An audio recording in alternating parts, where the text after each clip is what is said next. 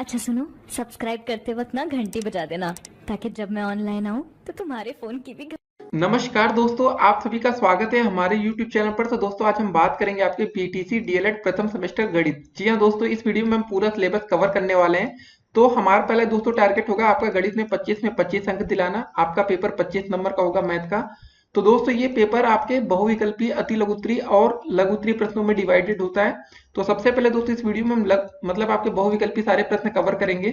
तो पहले 5 अंक दोस्तों आपके बहुविकल्पीय आते हैं 5 नंबर के, ठीक है। उसके बाद दोस्तों आपका 6 अंक आएगा अति लघुत्तरीय के। उसको भी इसी वीडियो में कवर कर लेंगे, क्योंकि जितने भी आपके क्वेश्चन आज मिलेंगे वो बहुविकल्पीय और अति लघुत्तरीय में पूछे जा सकते हैं। कभी कभी दोस्तों वो क्वेश्चन लघुत्तरीय में भी पूछे जा सकते हैं।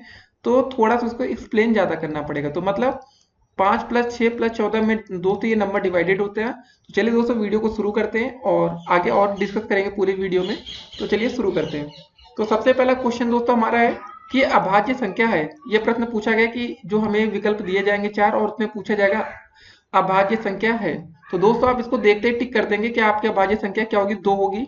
तो काफी बच्चों के अंदर डाउट्स आ रहा होगा, 2 अभाज्य संख्या कैसे, भाज्य तो नहीं है। देखिए दोस्तों, अभाज्य संख्या वे संख्या होती है जो सिर्फ और सिर्फ पहली कंडीशन होती है कि खुद से कटनी चाहिए और दोस्तों दूसरी 1 से कटे। तो दोस्तों जो 2 है ना, किससे किससे कटती है, पहले तो 1 से इसको काट सकते हैं, फिर 2 से। अब उसके बाद दोस्तों आपकी 3 भी अभाज्य संख्या हो जाएगी, ठीक है, क्योंकि ये 3 से कट रही है और 1 से कट रही है।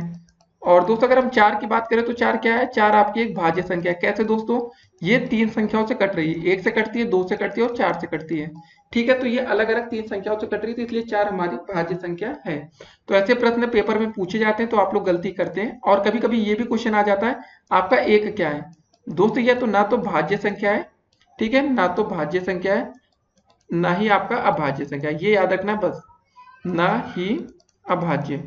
तो ऐसे छोटे छोटे क्वेश्चन आपके पेपर में बनते। देखिए दोस्तों, एक ही क्वेश्चन में हमने 3 क्वेश्चन को डिस्कस कर लिया।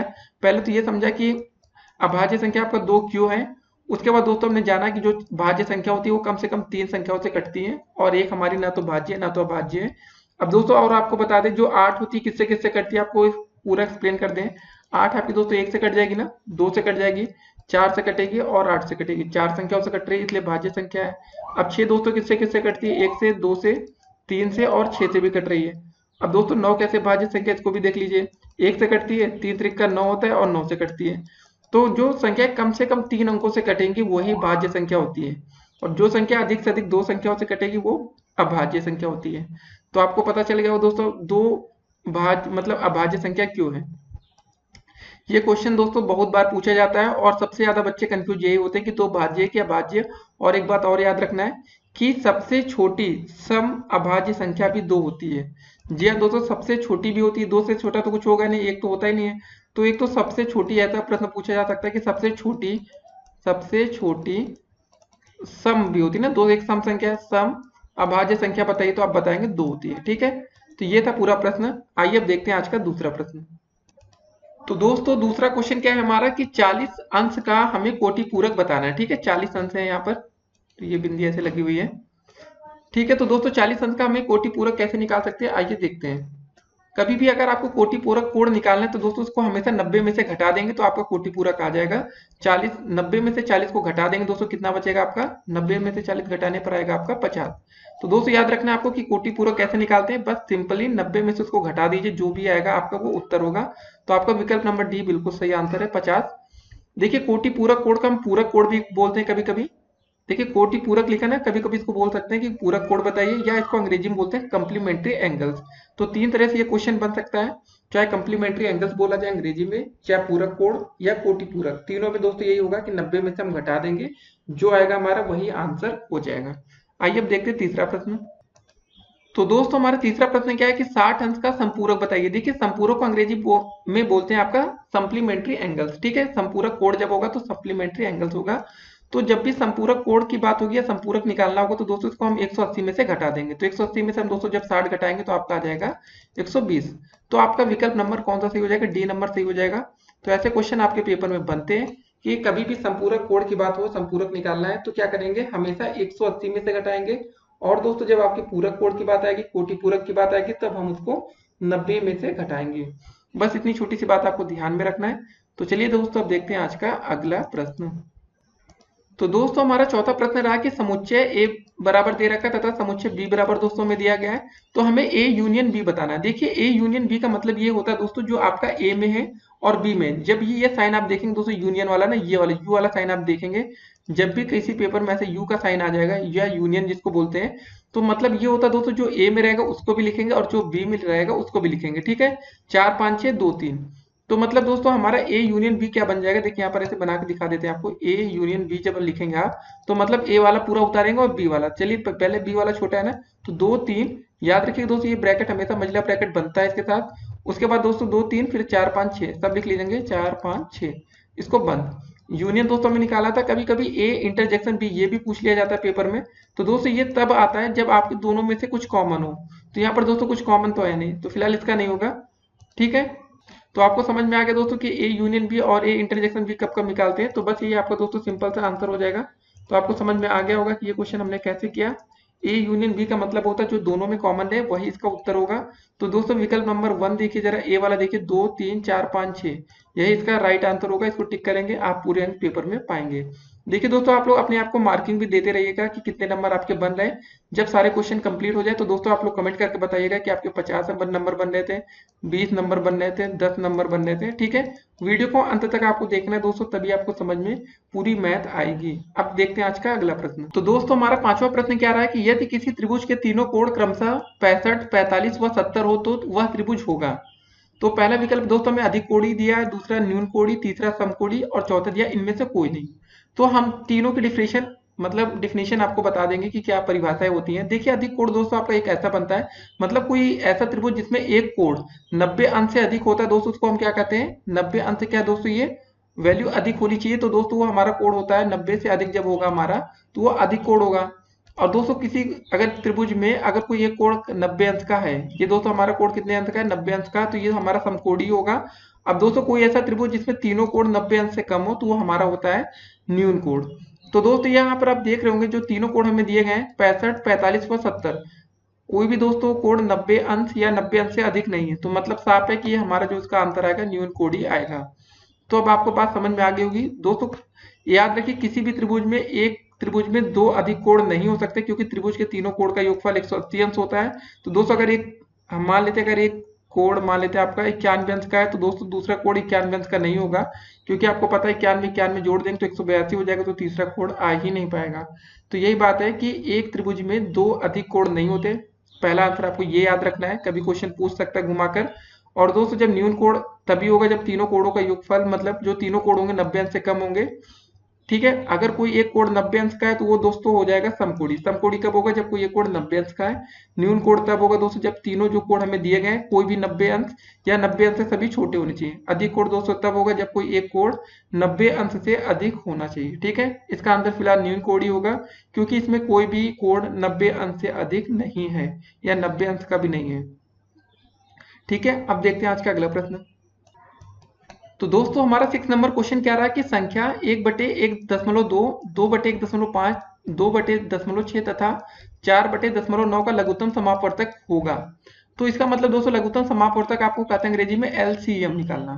तो दोस्तों एलसीएम क्या होता है पहले ये समझ लीजिए आप। अगर कभी आपसे दोस्तों पूछा जाए कि जैसे मान लेते दोस्तों 10 और 20 का पूछा जाए एलसीएम क्या होगा, तो दोस्तों इसका आंसर होगा 20। और दोस्तों कभी 10 और 20 का एचसीएफ पूछा जाए, एचसीएफ भी दोस्तों एक होता है आपका ना मासा जिसको बोलते हैं, 10 और 20 का एचसीएफ क्या होगा, 10 और 20 का, तो दोस्तों ये हो जाएगा आपका 2। आप कहेंगे ये कैसे हो गया। देखिए दोस्तों एलसीएम का मतलब ये होता है कि जो ये हमारी संख्या है ना 10 और 20, ये ऐसी कौन सी तीसरी संख्या होगी दोस्तों जिससे 10 से भी काट पाए और 20 से भी काट पाए। तो दोस्तों 20 को हम 10 दूनी 20 और 20 से कम 20 को काट लेंगे। और एचसीएफ का दोस्तों मतलब होता है वह छोटी से छोटी संख्या जो 10 को भी काट दे और 20 को भी काट दे। तो पहले आपको ये डाउट क्लियर करना होगा एलसीएम और एचसीएफ में अंतर क्या है। तो अंतर अब आपको समझ में आ गया होगा। एचसीएफ का दोस्तों यही मतलब होता है दोस्तों कभी 10 और 20 का एचसीएफ पूछे जाएगा तो आप ये निकालेंगे कि ऐसी कौन सी छोटी वह संख्या होगी। देखिए भाग विधि से एचसीएफ कैसे निकालते हैं इसको भी हम आपको बता दीजिए। कभी 10 और 20 का निकालना तो ऐसे भाग कर लेंगे, 10 दूनी 20, ये कट गया पूरा पूरा, तो मतलब ये 2 आया, यही आपका उत्तर हो जाएगा। या दोस्तों आप 10 के गुणनखंड फैक्टर कर सकते हैं, 1 2 और 5, और 220 का क्या हो जाएगा आपका 1 2 4 5 10 और 20। ठीक है। और दोस्तों जो दोनों में कॉमन होगा वही इसका आंसर होगा। 1 और 2 होगा तो मतलब सिर्फ 2 को लीजिए, 1 2 दोनों को ले लीजिए तो क्या हो जाएगा आपका 2 एकम 2, बस ये आंसर हो जाएगा। बस ये तरीका होता है एलसीएम और एचसीएफ निकालने का। तो चलिए इस क्वेश्चन को अब देख लेते हैं कैसे करेंगे। इस प्रश्न में दोस्तों दिया गया हमारा कि 1/1.2, 2/1.5, 2/10.6। देखिए दोस्तों, अगर आपको ये प्रश्न पहले से आता हो तो आप वीडियो को बढ़ाकर आगे देखेंगे। जो बच्चे बिल्कुल कमजोर हैं, हम चाहते हैं वो बच्चे सीखें।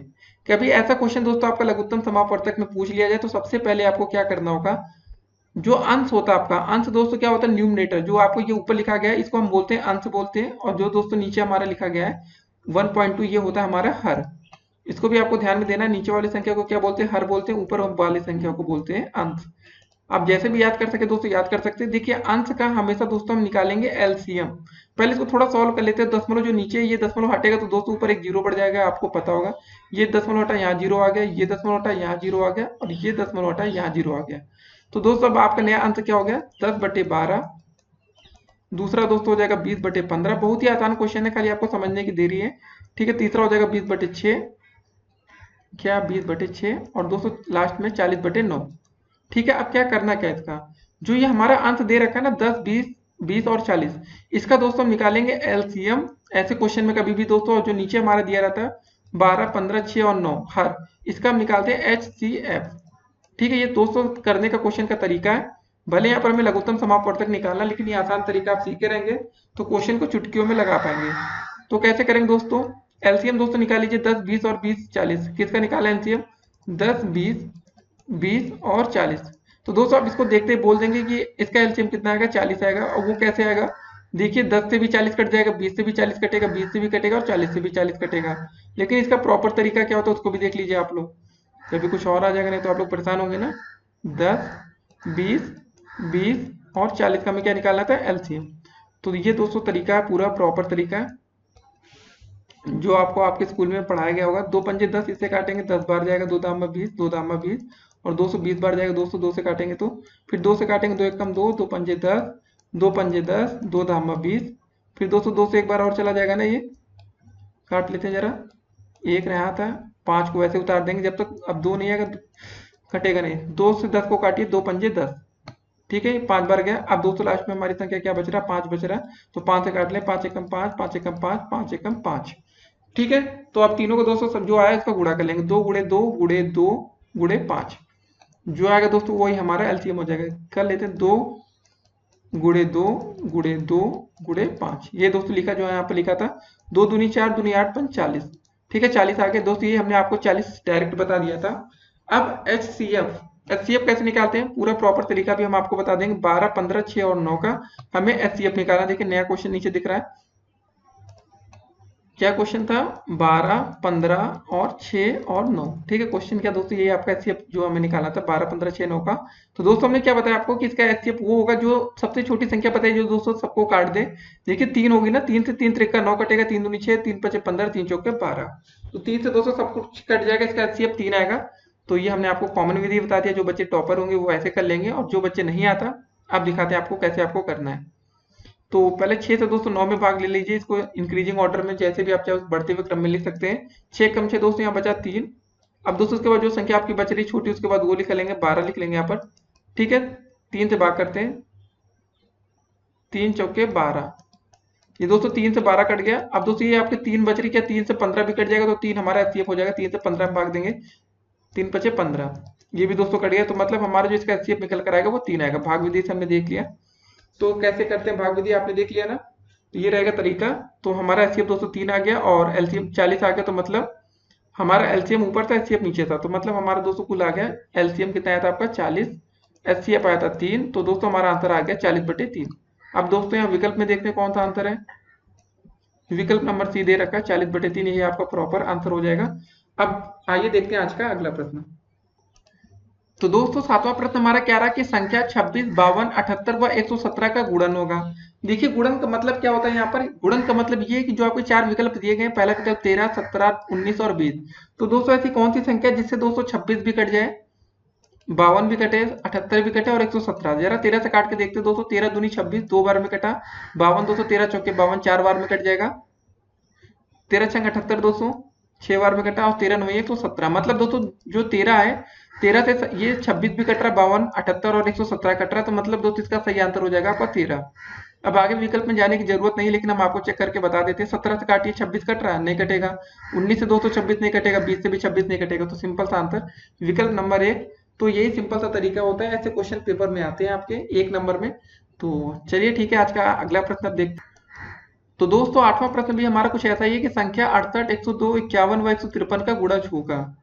तो अब देखिए जरा विकल्प नंबर ए देखिए, 17, क्या 17 से 68 कट रहा है? 17 चौके 68, 4 बार में कट जाएगा। 17 छक्का 102, 206 बार में 102 कटेगा। 17 तिया 51 होता है, 3 बार में ये कटेगा। और 17 9 153। ठीक है, तो 17 से सब कुछ कट रहा है, तो मतलब साफ है कि हमारा इस प्रश्न का उत्तर हमारा क्या हो जाएगा, ए विकल्प हो जाएगा, और इसका सही आंसर हो जाएगा 17। ठीक है, अब देखते हैं आज का अगला प्रश्न। आप चाहे तो आप 23 से भी ट्राई कर सकते हैं दोस्तों। क्या 23 से कट रहा है? 51 नहीं कटेगा। 27 से 51 नहीं कटेगा। 13 से 51 नहीं कटेगा। ठीक है, अब देखते हैं आज का अगला प्रश्न। तो दोस्तों 9वां क्वेश्चन क्या है हमारा कि संख्याएं 0 1 3 4 कहलाती हैं। देखिए कभी ऐसे क्वेश्चन पेपर में आ जाते हैं तो आपको ध्यान देना है। पहला विकल्प दोस्तों में भाज्य संख्या दिया गया है, तो भाज्य संख्या दोस्तों वे संख्या होती है जो कम से कम 3 संख्याओं से कटनी चाहिए। ठीक है, 3 संख्याओं से कटनी चाहिए, तो दोस्तों वो भाज्य संख्या होती है। अब देखिए पूर्ण संख्या, दोस्तों पूर्ण संख्या में 0 को भी हम ले लेते हैं, 0 1 2 3। दोस्तों ये जो स्टार्टिंग होती है इसे हम पूर्ण संख्या बोलते हैं। अगर कभी दोस्तों इसको होल नंबर अंग्रेजी में बोला जाता है। और दोस्तों कभी नेचुरल नंबर दोस्तों हम किसको बोलते हैं, जिसकी स्टार्टिंग 1 से होती है, 1 2 3 4 समथिंग समथिंग आगे आगे, तो ये होती है प्राकृतिक संख्या।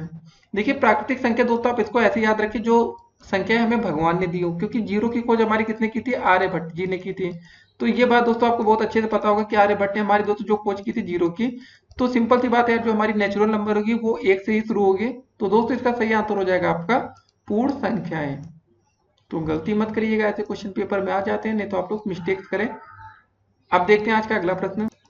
अब दोस्तों कुछ आपके मिलता जुलता क्वेश्चन आ गया कि निम्न में भाज्य संख्या आपको बताना है। तो दोस्तों हमने आपको पहले बताया कि भाज्य संख्या वे संख्या होती है जो कम से कम 3 संख्याओं से कटनी चाहिए।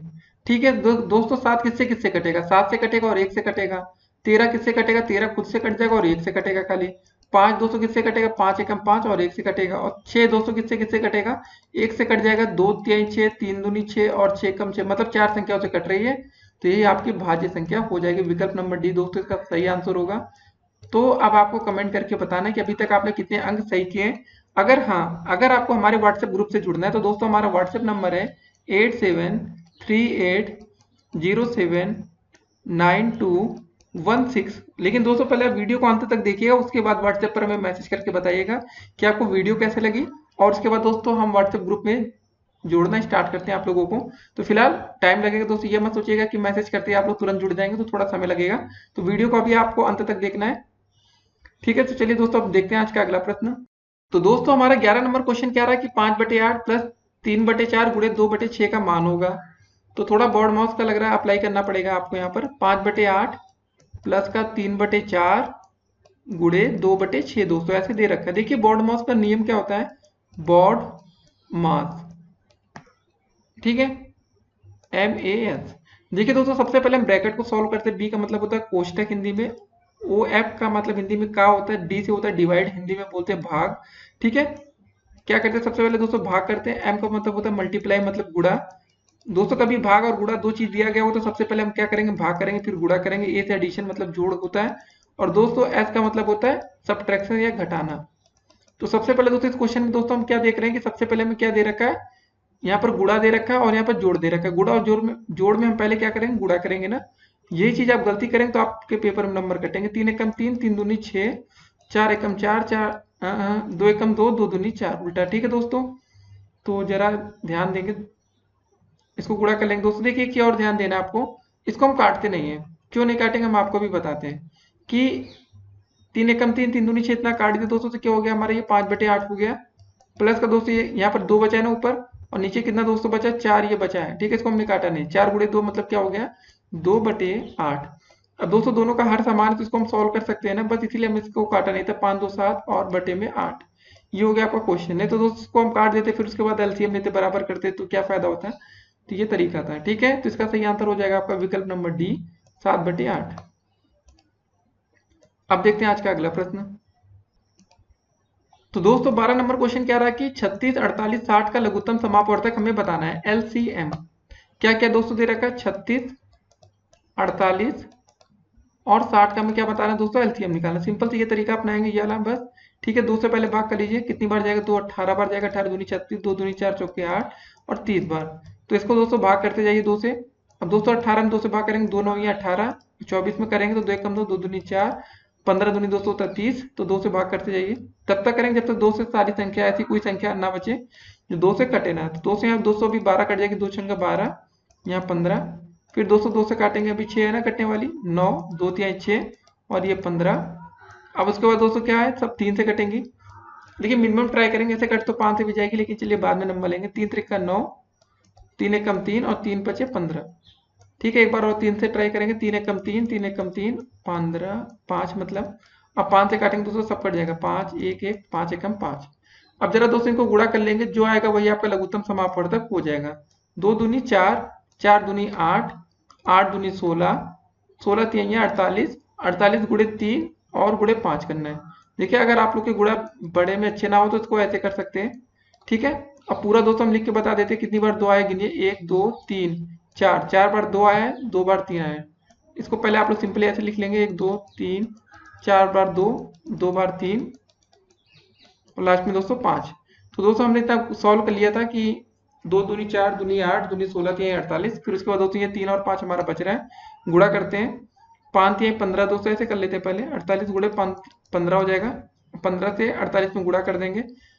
15 8 दोस्तों होता है 120, हासिल है आपका 12, 15 चौके 60 और 12 कितना होता है दोस्तों, 70 2 72, 720। तो दोस्तों देखें क्या विकल्प में 720 दे रखा है, जी हाँ दोस्तों, विकल्प नंबर डी देखिए 720 हमें दिया गया है। तो यही आपका सही उत्तर हो जाएगा। अब देखते हैं आज का अगला प्रश्न।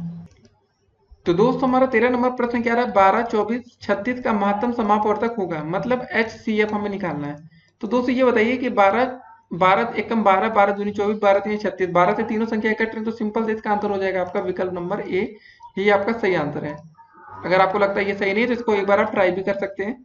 तो 12 से भाग करेंगे, पहले 24 में कर लीजिए आप लोग, 12 एकम 12 दूनी 24 कट गया दोस्तों ये पूरा पूरा। ठीक है, अब 12 से 236 को काट लेंगे, 12 तिहाई 36, ठीक है, 3 बार में कट गया पूरा पूरा। तो सिंपल से इसका आंसर हो जाएगा हमारा 12। तो ऐसे क्वेश्चन पेपर में आते हैं। तो अभी दोस्तों फिलहाल वाराणसी में है, तो यहाँ से वीडियो बन रही है, तो आपके लिए एक अच्छी बात है कि बनारस भी एक अच्छी सिटी है, यहाँ घूमने का हमें मौका मिला है। नहीं तो बेसिकली आपके दोस्तों जो वीडियोस होती है वो हमेशा दिल्ली से ही पब्लिश होती है। तो फर्स्ट टाइम दोस्तों हम बनारस से ये वीडियो बना रहे हैं। तो चलिए बताइएगा वीडियो कैसी बनी है बनारस की। तो आइए आज का अगला प्रश्न देखेंगे हम। तो दोस्तों 14 नंबर प्रश्न क्या रहा आपका कि दो संख्याओं का लघुत्तम समापवर्तक तथा महत्तम समापवर्तक क्रमशः 900 और 15 है।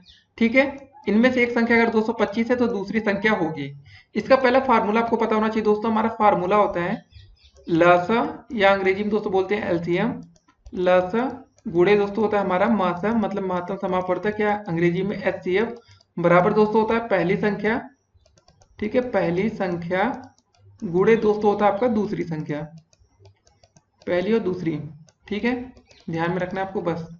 तो लसा दोस्तों हमारा कितना दे रखा है, देखिए लघुत्तम समापवर्तक तथा महत्तम समापवर्तक। लसा 900 और 900 लिखिए दोस्तों, पहले आप लिखिए 900 गुणे में दोस्तों आपका 15 हो जाएगा, ये मल्टीप्लाई का चिन्ह बीच में, बराबर हमारी पहली संख्या 200 दी गई 225 और दूसरी संख्या हमने नहीं दी गई, तो इसको मान लेते हैं थोड़ी देर के लिए पी फॉर पैरट, पी है। जो इसको भाग कर लेंगे दोस्तों 225 इधर नीचे आ जाएगा ना, 900 गुणे 15 बटे 225 बराबर पी। अब दोस्तों देखिए, अब 225 से कितनी बार भाग में जाएगा, देखिए 225 से कम 225, 225 दूनी होता है आपका 450, डबल हो जाएगा। 450 का डबल क्या होता है दोस्तों आपका 900 होता है, मतलब यहाँ 4 बार भाग गया। ठीक है, तो 15 गुणे 4 हो जाएगा, तो पी की वैल्यू हमारी आ जाएगी 15 चौके 60। दोस्तों हमारी जो दूसरी संख्या आ जाएगी वो हमारी आएगी 60। तो इसमें क्या विकल्प में दे रखा है, जी हाँ दोस्तों, विकल्प नंबर आप देखिए डी दे रखा है 60 आंसर। तो ऐसे क्वेश्चन आपके पेपर में भी पूछे जाते हैं, तो आपको 11 नंबर नहीं 25 नंबर कवर करने इस वीडियो से। ठीक है ना, अब देखते हैं आज का अगला प्रश्न। तो दोस्तों हमारा 15 नंबर क्वेश्चन क्या आ रहा है कि ऐसी संख्या जो 2 से भाज्य नहीं है उन्हें कहते हैं। देखिए जो संख्या 2 से नहीं कटती दोस्तों उसको हम सिंपल सा बोलते हैं, विषम संख्या बोलते हैं, इसमें ज्यादा सोचना नहीं है आपको।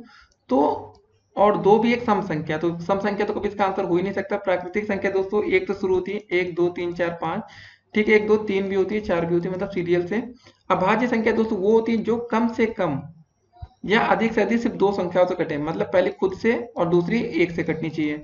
और एक क्या और बताते, दो खुद एक अभाज्य संख्या है, तो अभाज्य संख्या तो इसका आंसर हो ही नहीं सकता, नहीं तो काफी बच्चे ऐसा टिक मारते कि जो दो से ना कटे अभाज्य संख्या है, वो गलत होगा। जो दो से नहीं कटती, मतलब ऐसी संख्या जो दो से भाज्य नहीं है, उन्हें हम विषम संख्याएं कहते हैं। आइए देखते हैं आज का अगला प्रश्न। तो दोस्तों 16 नंबर प्रश्न क्या रहा आपका कि 2, 4, 6, 8 आदि संख्या है। क्या होगा दोस्तों, 2, 4, 6, 8, ये क्या दिख रहा है आपको, इवन नंबर, या हम बोलते हैं अंग्रेजी में इवन नंबर और हिंदी में बोलते हैं दोस्तों आपकी सम संख्या। ठीक है, इसका आंसर होगा पहला विकल्प। और दोस्तों विषम संख्या क्या होती है, 3, 5 ये सब होती है ना, ये विषम संख्या होती है। और अभाज्य संख्या दोस्तों जो खुद से कटे और एक से कटे अभाज्य संख्या प्राकृतिक संख्या है, 1, 2, 3, 4, 5, 6, 7, 8, 9 और चलती जाती है, तो ये होती है हमारी प्राकृतिक संख्या है। तो चलिए दोस्तों अब देखते हैं आज का अगला प्रश्न। तो सम संख्या इसका आंसर है, क्लियर है ना दोस्तों। तो एक और बात, काफी बच्चे कंफ्यूजन होते हैं कि जीरो क्या होती है दोस्तों। तो जीरो भी आपकी एक सम संख्या होती है, तो कभी सम संख्या पूछी जाए तो जीरो भी दोस्तों कभी ऐसा पेपर में क्वेश्चन आ जाए कि जीरो सम संख्या है या विषम संख्या, तो इसका आंसर होगा दोस्तों जीरो आपकी एक सम संख्या है। और विषम संख्या दोस्तों जो आपकी शुरुआत होती है वो एक से शुरू होती है, 1, 3, 5, 7 और समथिंग समथिंग, जो दो से ना कटे। ठीक है ना। तो सम देखिए, याद रखिए जो सम संख्या होती है उनकी कभी भी इकाई और दहाई में अगर ऐसी संख्या लिखी है 12, तो दोस्तों जो ये लास्ट की जो संख्या होगी ये भी हमेशा सम संख्या होगी। 14 लिखा है तो ये दोस्तों सम संख्या होगा, 16 लिखा है दोस्तों 16 सम संख्या है, तो दोस्तों ये जो लास्ट का अंक है ये भी आपकी एक सम संख्या होगा। अगर 15 लिखा है दोस्तों तो लास्ट का जो अंक है ये क्या है, एक विषम है, तो ये पूरी संख्या विषम हो जाएगी। 17 दोस्तों कभी देखेंगे तो आप लास्ट संख्या को देख के बोल देंगे कि सम है या विषम, तो विषम। कभी दोस्तों आपको ऐसा लिखा 1, 2 ऐसे 5, 6, 7, 9, 2 ऐसे बहुत बड़ा बड़ा लिखा दोस्तों, और लास्ट में दोस्तों 1 लिख गया, तो मतलब इसका साफ साफ है कि आपकी एक ये विषम संख्या है। ठीक है ना, ये क्या है, विषम है। तो मतलब आप लास्ट संख्या को देख के इसका अंदाजा लगा सकते हैं कि ये सम संख्या है या विषम। तो अब देखते हैं दोस्तों आज का अगला प्रश्न। तो दोस्तों 17 नंबर प्रश्न हमारा क्या रहा है कि संख्या 4 अंडर रूट 3 है। क्या लिखा है क्वेश्चन दोस्तों, अगर आपको क्लियर ना समझ में आ रहा तो ये लिखा है कि 4 अंडर रूट 3 क्या है दोस्तों। पूछा गया पहला पूर्णांक है कि परिमेय है, क्या परिमेय है कि इनमें से कोई नहीं। देखिए दोस्तों ऐसे क्वेश्चन पेपर में पूछे जाते हैं तो आप लोग बहुत कंफ्यूज हो जाते हैं। देखिए पूर्णांक संख्या वो होती है जैसे ये लिखा है -3, -2, -1, 0, 1, 2, 3। देखिए पूर्णांक में होता है धनात्मक पूर्णांक भी होता है, ये ऋणात्मक पूर्णांक दोस्तों, ये आपका ऋणात्मक पूर्णांक है, मतलब -3, -2, -1 धनात्मक पूर्णांक 1, 2, 3। और दोस्तों देखिए जीरो जो होता है ना तो ये धनात्मक है ना तो ऋणात्मक, लेकिन पूर्णांक संख्या है। अब बात आती है परिमेय संख्या दोस्तों, क्या होती है परिमेय संख्या, वे संख्या होती है जिन्हें हम पी अपान क्यू के फॉर्म में लिख सकते हैं, पी अपान क्यू। और अपरिमेय संख्या दोस्तों वो होती है जिन्हें हम पी अपान क्यू के फॉर्म में नहीं लिख सकते, बात सिंपल है। तो 4 अंडर रूट 3 क्या हो जाएगी दोस्तों, एक अपरिमेय संख्या है। ठीक है, जितने भी क्वेश्चन अंडर रूट में आते हैं, अगर दोस्तों ये लिखा होता है 4 अंडर रूट 4, तो दोस्तों ये 4 बाहर आ जाता है, तो 4 गुणे 2 हो जाता है, 4 का अंडर रूट दोस्तों कितना होता है 2, तो ये पूर्णांक मतलब परिमेय संख्या बन जाती है। ये बात आपको ध्यान में रखना है। ठीक है, तो संख्या 4 अंडर रूट 3 है एक अपरिमेय संख्या। अब देखते हैं आज का अगला क्वेश्चन। तो 218 नंबर प्रश्न क्या रहा हमारा कि परिमेय संख्या को हम पी अपान क्यू में व्यक्त करते हैं।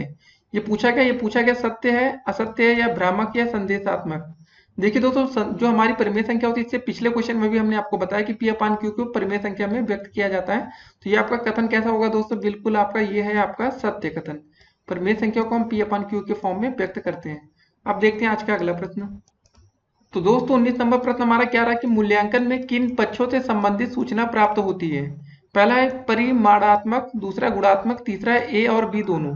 तो दोस्तों इसका सही आंसर हो जाएगा आपका विकल्प नंबर सी, कि मूल्यांकन में किन पक्षों से संबंधित। देखिए पहले परिमाणात्मक भी होता है और दूसरा गुणात्मक भी होता है। ठीक है, तो ये आपका सही आंसर हो जाएगा विकल्प नंबर सी।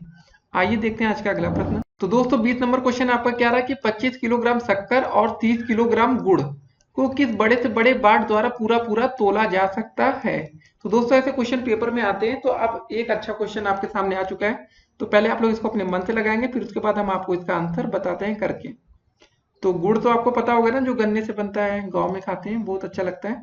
तो चलिए दोस्तों ये कैसे करेंगे, देखिए कभी ऐसा क्वेश्चन आ जाए कि किस बड़े से बड़े बाट द्वारा पूरा पूरा तोला जा सकता है, तो आप सोचिए यार 2 किलो के बाट से क्या दोनों तोला जा सकता है।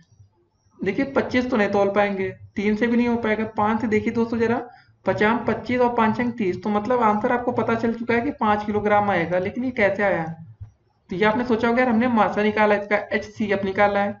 तो दोस्तों जरा 25 से भाग कर लेंगे 30 को। ठीक है, तो कैसे सॉल्व होगा दोस्तों, ये इस क्वेश्चन को देखते हैं। 25 और 30 का दोस्तों भाग विधि से करेंगे तो कितना हो जाएगा, 25 से कम 25 कटा तो है नहीं, ठीक है। यहाँ बचेगा आपका 5, और दोस्तों ये 5 को 25 से भाग कर देंगे फिर से, 50 25, तो दोस्तों पूरा पूरा 5 से कट जा रहा है, तो मतलब भाग विधि द्वारा आपने देख लिया कि इसका आंसर 5 आ रहा है। एक और तरीका है, 25 और 30 का दोस्तों दोनों का अलग अलग हम फैक्टर कर लें, 25 और माँ से निकालेंगे। दूसरा तरीका है कि 25 किससे किससे कटेगा, 1 से कटेगा, 5 से कटेगा और 25 से ही कटेगा ना। 230 किससे कटेगा, 1 से कट जाएगा, 2 से कट जाएगा, 30 3 से भी कटेगा, 5 से भी कटेगा, 6 से भी कट जाएगा और 10 से भी 200 कटेगा, 15 से भी कट जाएगा और 30 से कटेगा। इतनी संख्या होती है आपकी 30 कटती है, लेकिन हमें दोनों में कॉमन देखना होता है। 200 कॉमन क्या, 1 है और 5 है, ठीक है दोनों में, तो इसमें आप 5 इसको ले लेंगे और दोस्तों हमारा एक और आ जाएगा, तो मतलब 1 5 1 5, तो 1 गुणे 5 कर लेंगे दोस्तों कॉमन, तो मतलब हमारा आंसर 5 आएगा, ठीक है, 5 किलोग्राम। कभी ऐसा क्वेश्चन आ जाए तो आप लोग अब कर लेंगे ना कि कभी दो 25 किलोग्राम शक्कर दिया था, 30 किलोग्राम गुड़, तो कौन से बड़े बाट द्वारा हम पूरा पूरा तौल सकते हैं, तो यही होगा आंसर। कभी से आप लासा मत निकाल दीजिएगा, नहीं तो फिर तो उल्टा ही सीधा हो जाएगा आंसर। समझ गए ना आप लोग। तो चलिए दोस्तों अब आपका अगला प्रश्न देखेंगे, तो फिलहाल इसका आंसर होगा डी नंबर। तो दोस्तों 21 नंबर क्वेश्चन आपका क्या रहा कि 40 1200 का कितना प्रतिशत है, ये आपको बताना है। तो ऐसा कभी क्वेश्चन है तो क्या करेंगे, सिंपल था, कुछ नहीं, 40 गुणे 100 बटे 1200 हो गया दोस्तों। तभी दोस्तों हमें पता चलेगा ना 1200, देखिए 40 जो आया ना 1200 में से आया है, तो ये पूछा गया कितना प्रतिशत है। तो बस कुछ नहीं, ये 2 जीरो से ये 2 जीरो नीचे वाला कट गया, और फिर कैसे काट लेंगे दोस्तों, 4 3 12, 4 दाम में 40, तो दोस्तों आ जाएगा आपका आंसर 10/3। यही आपका उत्तर है दोस्तों। या तो आप इसको कभी कभी ऐसा पूछ सकता है कि 3 सही 1/3, ठीक है दोस्तों, 3 त्रिक 9 10/3, तो आपका सही आंसर क्या हो जाएगा, विकल्प नंबर सी। तो ऐसा क्वेश्चन दोस्तों घुमाकर आपसे पूछा जा सकता है, तो इस चीज का दोस्तों आपको विशेषकर ध्यान रखना पड़ेगा कि क्वेश्चन कभी घुमाकर पूछे तो आपको भ्रमित नहीं होना है। तो इसका आंसर आपको समझ में आ गया 10/3 कैसे आया। तो आइए देखते हैं आज का अगला प्रश्न। तो दोस्तों 22 नंबर क्वेश्चन आपका क्या रहा है कि 700 का 35 है। बस सिंपल तो वही सेम क्वेश्चन रिपीट हुआ, थोड़ा सा चेंजेस है। 700 का 35 कितना परसेंट होगा, बस 35 गुणे 100 बटे 700 कर देंगे दोस्तों, ठीक है। ये परसेंटेज में हमें पता चलेगा, 2 जीरो से ये 2 जीरो कट गया, 7 एकम 7 7 बचे 35, तो दोस्तों आपका आंसर कितना आ गया, 5%। देखिए चलिए विकल्प में आपका 5% दिया है या नहीं। जी हाँ दोस्तों, विकल्प नंबर बी देखिए 5% दे रखा है। देखिए होता क्या है ना, कभी भी अगर आपको कोई क्वेश्चन परसेंटेज में दिया है, जैसे लिखा है 70%, तो परसेंट का दोस्तों जब चिन्ह हटता है ना तो नीचे अपने आप 100 आ जाता है। लेकिन दोस्तों यहाँ पर हमें परसेंटेज का चिन्ह दिया नहीं गया है, तो इसलिए हमारा 100 ऊपर आ रहा है, ये ध्यान रखना है आपको। कभी अगर दोस्तों लिखा होगा कि 35%, तो 35/100, इसका मतलब ये होता है। अब देखते हैं आज का अगला प्रश्न। 23 नंबर क्वेश्चन दोस्तों क्या दिया गया आपका कि 500 रुपए का 20% वही होगा जितना कि। अब ये आपके 4 विकल्प अलग अलग दे रखे हैं, तो भाई अब कैसे इसको निकालेंगे, आइए देखते हैं। पहले 500 का 20% कैसे होगा, देखिए हमने आपको क्या बताया था अभी, जब परसेंटेज का चिन्ह साथ में दिया गया हो तो 20, अब परसेंट का चिन्ह हटाएंगे दोस्तों तो क्या हो जाएगा, नीचे 100 अपने आप आ जाएगा। तो करके देखते दोस्तों जरा, ये 2 जीरो से ये 2 जीरो कट जाएगा, 20 गुणे 5 मतलब 100 आ जाएगा। तो दोस्तों ऐसा कौन सा है कि 700 का 30% क्या 100 आएगा, तो इसको भाई आपको सॉल्व करना तो पड़ेगा ही पड़ेगा। तो पहला विकल्प एक बार देखते हैं, 700 का 30% कितना होता है, जल्दी से हमें आंसर 100 लाना है, ठीक है। 700 गुणे 30/100, 2 जीरो से 2 जीरो कट गया, 7 3 21, 210 आ गया दोस्तों, ये तो नहीं हो सकता, ये गलत आंसर होगा आपका है। 800 का 25/2%, इसको देख लेते हैं, 800 गुणे 25/2। अब दोस्तों देखिए परसेंटेज का चिन्ह हटेगा तो नीचे क्या आ जाएगा, 100 आ जाएगा ना, हमने आपको बताया था।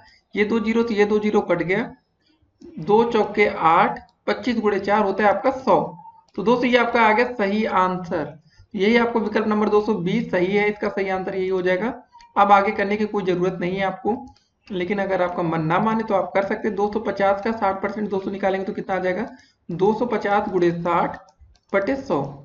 2 जीरो से एक ये जीरो कट गया, एक जीरो ये कट गया, 25 गुणे 6 होता है 6 5 30, 6 दूनी 12 3 15, 150 आएगा। अब दोस्तों 400 का 50% कितना हो जाएगा, जरा 200 ही आएगा, देखिए आता ही होगा और क्या, बटे 100। ये 2 जीरो से ये 2 जीरो कट गया, ठीक है, 5 चौके 20 या 4 पंजे 20 या 200 इसको कह सकते हैं। तो हमारा सही आंसर कौन सा आ गया, विकल्प बी। तो दोस्तों इसको आपने लाइव देख लिया कैसे सॉल्व करते हैं, कभी ऐसा प्रश्न पेपर में आए तो आप लोग गलत मत करिएगा।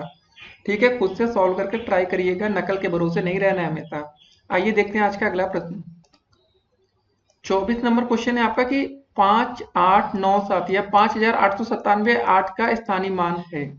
देखिए, कभी स्थानीय मान के क्वेश्चन आएंगे तो हमारा तरीका याद रखिएगा। क्या तरीका है? 5 8 9 7 स्थानीय मान पूछे दोस्तों तो सिंपल से 8 का स्थानीय मान पूछ रहा है तो 8 के नीचे एक डंडी खींच दीजिए, यहाँ पर दोस्तों 8 लिख दीजिए और जितनी संख्या दोस्तों बच रही है ये तो 2 जीरो बढ़ा दीजिए, तो ये इसका आंसर होगा। तो ये आपका प्रॉपर मेथड है दोस्तों, 800 इसका आंसर आ जाएगा। अगर आप लोग दोस्तों एक तरीका और होता है करना चाहें तो जो नॉर्मल मेथड्स होता है दोस्तों इसमें ये करेंगे 8 गुणे 100 से गुणा करेंगे दोस्तों, तब आपका 800 आ जाएगा। तो ये आपका पेपर वाला तरीका मान रहेगा, लेकिन जब बहुविकल्पी में क्वेश्चन आएगा दोस्तों तो हमारा तरीका अपनाइए, कभी गलत नहीं होगा। चाहे टेट में आएगा चाहे आपके सुपर टेट के पेपर में ये क्वेश्चन आए तो आपका मेन होता है वहां पर आंसर देखा जाता है। तो हमारा सही आंसर क्या हो जाएगा? 800। ठीक है, विकल्प नंबर बी बिल्कुल सही आंसर है आपका। तो आइए देखते हैं आज का अगला प्रश्न। 25 नंबर दोस्तों हमारा प्रश्न क्या रहा? 7378 में 3 का जातीय मान है। देखिए, जातीय मान और वास्तविक मान दो ये सेम चीज होती हैं। कभी कभी दोस्तों वास्तविक मान के रूप में पूछा जाता है, कभी कभी जातीय मान। क्या बोला गया प्रश्न? 7 3 7 8। इसमें दोस्तों पूछा गया हमारा 3 का जातीय मान क्या होगा। देखिए, 3 का जातीय मान क्या होगा? जातीय मान दोस्तों हमेशा वही होता है, जैसे 3 का जातीय मान क्या हो जाएगा आपका? 3।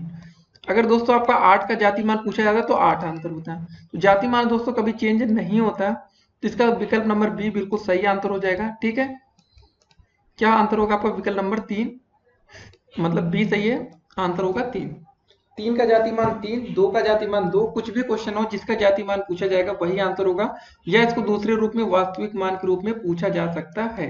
अब देखते हैं आज का अगला प्रश्न दोस्तों। तो 26 नंबर प्रश्न क्या रहा आपका कि 5.7 में 7 का स्थानीय मान है। क्वेश्चन क्या है? 5.7 7 का स्थानीय मान पूछा गया दोस्तों। हमने क्या बोला? जिसका स्थानीय मान निकाला डंडी खींच दीजिए, वहां पर 7 लिख दीजिए, सिंपल सा। ठीक है, दशमलव नीचे दशमलव लग जाएगा, आगे कोई मतलब नहीं। तो आपका 0.7 आंसर आ गया, यही आपका आंसर होगा। लेकिन इसमें 0.7 दिया नहीं गया, जरा इस दशमलव को चिन्ह हटाएंगे, नीचे 10 आ जाएगा, 7/10। तो देखिए दोस्तों, विकल्प नंबर बी आपको मिल गया, इसका सही आंसर 7/10। तो भाई ऐसे तरीके हैं, सिंपल सा क्वेश्चन है, घुमा घुमा कर पूछा जाता है कभी कभी, तो आप लोग गलती मत करिएगा। ठीक है, अब देखते हैं आज का अगला प्रश्न। 27 नंबर क्वेश्चन दोस्तों हमारा रहा कि 25.12 7.53 और 3.47 का योग होगा। बस जोड़ना है आपको। आप कह रहे होंगे यार इतना आसान क्वेश्चन आता है पेपर में। जी हाँ दोस्तों, कभी कभी ऐसे क्वेश्चन भी पेपर में पूछे जाते हैं। 25.12 7.56, जरा इसको एकदम नीचे लिखेंगे तो सही आएगा। ठीक है, और 3.47 3.4 और 7, इसको जोड़ लेते हैं। 6 2 8 8 7 15 का 5 हासिल आया 1, 5 1 6 4 10 1 11 हासिल दोस्तों यूज हो गया, फिर हासिल वही 1 आ गया। ठीक है, 7 5 12 3 15 1 16 हो जाएगा दोस्तों, 2 1 3 36.15। तो हमारा विकल्प नंबर 1 देखिए दोस्तों सही है ना, तो ये इसी को टिक मार देंगे और ये हमारा उत्तर हो जाएगा 36.15। अब दोस्तों देखते हैं आज का अगला प्रश्न। एक ये ध्यान रखना है, देखिए कितने करीबी आंसर दिए गए थे, 36.15 36.25। तो आप गलती कर सकते थे, तो इन बातों को आपको विशेषकर ध्यान देना है कि गलतियां ना हो। अब देखते हैं आज का अगला प्रश्न। तो दोस्तों हमारा 28 नंबर प्रश्न क्या रहा? 432 गुणे 7 का मान होगा। बस इसमें गुणा करना है, पिछली बार जोड़ा था इस बार गुणा कर देंगे। 432 गुणे 7, 7 दूनी 14 का 4 हासिल आया 1, 7 3 21 1 22 हासिल आया आपका 2, 7 चौक 28 2 30 3024। तो हमारा विकल्प नंबर बी दोस्तों बिल्कुल सही आंसर होगा इसका, इसी को हम टिक कर लेंगे। ठीक है, ऐसे क्वेश्चन पेपर में आए तो आपको बहुत ही आसानी के साथ कर लेना है। अब देखते हैं आज का अगला प्रश्न। तो दोस्तों 29 नंबर हमारा क्वेश्चन क्या रहा कि 28 + 3 गुणे 5 को सरल करने पर प्राप्त होगा। देखिए ऐसे क्वेश्चन पेपर में आए तो सबसे पहले हम बॉड मॉस रूल को याद करेंगे। क्या होता है बॉड मॉस? अभी हमने आपको इस वीडियो में ही बताया। पहला bracket of divide multiply addition and subtraction, मतलब पहले दोस्तों कोष्टक को खोलेंगे, फिर पक्का वाला देखेंगे, फिर भाग करेंगे, गुणा करेंगे, जोड़ करेंगे, फिर घटाना। सबसे पहले दोस्तों हमारा ब्रैकेट है, ब्रैकेट के अंदर 28 + 3 जोड़ लेंगे, कितना हो जाएगा 31, और गुणे 5 गुणा कर लेंगे, 5 एकम 5 5 1 15 155 आ गया आंसर। बस विकल्प नंबर आपका सी बिल्कुल सही आंसर होगा। देखिए इसमें आप गलती कहाँ से कर सकते हैं कि बॉड मॉस के रूल को गलत तरीके से अगर आप अप्लाई करेंगे तो आप गलत हो जाएंगे। देखिए यहाँ मल्टीप्लाई दे रखा है, उसके बाद आपका होता है एडिशन, पहले मतलब गुणा फिर जोड़ है। तो अगर आपने जल्दबाजी में भाई कोष्टक को नहीं देखा है, ब्रैकेट को नहीं देखा, तो 5 या 15 और 28 को जोड़ देंगे तो हो जाएगा आपका 43 आंसर, जो कि गलत होगा। तो इससे आपको बचना है। अब देखते हैं आज का अगला प्रश्न। दोस्तों तो 30 नंबर क्वेश्चन हमारा क्या रहा कि 1275 भागे 25 का मान होगा। तो हमें सिंपल सा भाग कर देना है। क्या लिखा है? 1275 किससे भाग करना है आपको दोस्तों? 25। ठीक है, कितनी बार जाएगा दोस्तों? पहले 5 बार जाएगा। जरा ये करते हैं। 25 पंजे 125 होता है। हम देखिए जोड़ घटाना आपको दोस्तों खुद सीखना पड़ेगा। 7 में से 5 या 2 और ये 25 एकम 25, ये कट जाएगा पूरा ना। ये तो यहाँ पर कट्टम कट्टम कर लेते हैं। तो आपने बचपन में बहुत किया होगा, लेकिन बीटीसी में फिर करना है क्योंकि आप प्राइमरी लेवल के टीचर बनेंगे कक्षा 5 तक। तो ऐसे क्वेश्चन आपके पेपर में पूछ लिए जाते हैं। तो विकल्प नंबर डी इसका सही आंसर होगा। इसको आप टिक करेंगे और 1 नंबर पा जाएंगे। अति लघुत्तरी में भी आता है, लघुत्तरी में भी दोस्तों ऐसे क्वेश्चन बनते हैं। तो ठीक है, अब देखते हैं आज का अगला प्रश्न। तो दोस्तों 31 नंबर क्वेश्चन आपका क्या दिया गया है कि 5 की घात 0 का मान होता है। तो 5 की घात दोस्तों 0 का मान सिंपल सा 1 हो जाएगा। इसको आपको याद नहीं करना है। बताते हैं क्या। अगर दोस्तों कभी 1 की घात 0 का मान पूछा जाए तो उसकी वैल्यू भी 1 हो जाएगी। अगर 100 की घात दोस्तों 0 पूछा जाए तो उसकी वैल्यू भी 1 होगी। अगर 5 की घात 0 का मान है, वैसे भी इसका मान भी 1 होगा। 500 की घात दोस्तों 0 है, ठीक है, इसका भी मान 1 होगा। तो किसी की घात दोस्तों कभी 0 होती है तो उसका मान कितना आता है? हमेशा 1 आता है। इसको आपको याद रखना है, ठीक है। तो अब देखेंगे दोस्तों आज का अगला प्रश्न। तो दोस्तों 32 नंबर हमारा क्वेश्चन क्या रहा है कि संख्या 16292 में 6 का स्थानीय एवं जाति मान ज्ञात करें। देखिए दोस्तों क्या लिखा है संख्या, पहले लिखते हैं इसको। 16292 दोस्तों जिसका भी स्थानीय मान निकालना हो तो हमने क्या कहा, उसके नीचे आप एक डंडी खींच दीजिए। यहाँ दोस्तों 6 लिख देंगे। अब जितनी संख्या बची उतनी जीरो आप लिख दीजिए। 1 2 3। तो दोस्तों आप देख रहे होंगे कि 6000 पहले आंसर किसमें दिया गया है, मतलब ये स्थानीय मान है। तो आप विकल्प नंबर एक ही दिख रहा है कि जिसमें 6000 दिया गया, और बाकी दोस्तों देखिए जाति मान वही संख्या होती है जिसका पूछी जाती है। 6 का जाति मान दोस्तों क्या हो जाएगा आपका? 6 ही हो जाएगा। तो हमारा विकल्प नंबर 1 बिल्कुल राइट आंसर है दोस्तों, 6000 और 6। ठीक है, स्थानीय मान और जाति मान दोनों आपने निकाल लिया। अब देखते हैं आज का अगला प्रश्न। तो दोस्तों अब अगला क्वेश्चन आता है हमारा कि वृत्त की परिधि का सूत्र बताइए। तो वृत्त की परिधि का सूत्र होता है दोस्तों सिंपल सा 2 पाई आर। देखिए वृत्त का क्षेत्रफल का जो फार्मूला होता है दोस्तों वो पाई आर स्क्वायर होता है। तो आप लोग यहाँ कंफ्यूज करने के लिए ऐसे क्वेश्चन में, पेपर में आपसे ऐसे क्वेश्चन पूछ लिए जाते हैं। ठीक है, अब देखते हैं आज का अगला प्रश्न। तो दोस्तों 34 नंबर हमारा क्वेश्चन क्या रहा है कि एक्स वाई मतलब एक्स माइनस वाई में क्या जोड़े कि योगफल आपका 2x प्लस वाई हो जाए। देखिए दोस्तों मान लेते हैं कि आपका जो एक्स माइनस वाई है, इसमें दोस्तों अगर हम प्लस का p जोड़ देते तो हमारा योगफल हो जाता है 2x प्लस का y। ठीक है, बस p बराबर दोस्तों वैल्यू निकाल लेंगे। 2x प्लस का y है ये दोस्तों। ठीक है, अब ये आ रहा x माइनस वाई इधर जाएगा तो क्या हो जाएगा? माइनस चिन्ह हो जाएगा ना इसमें।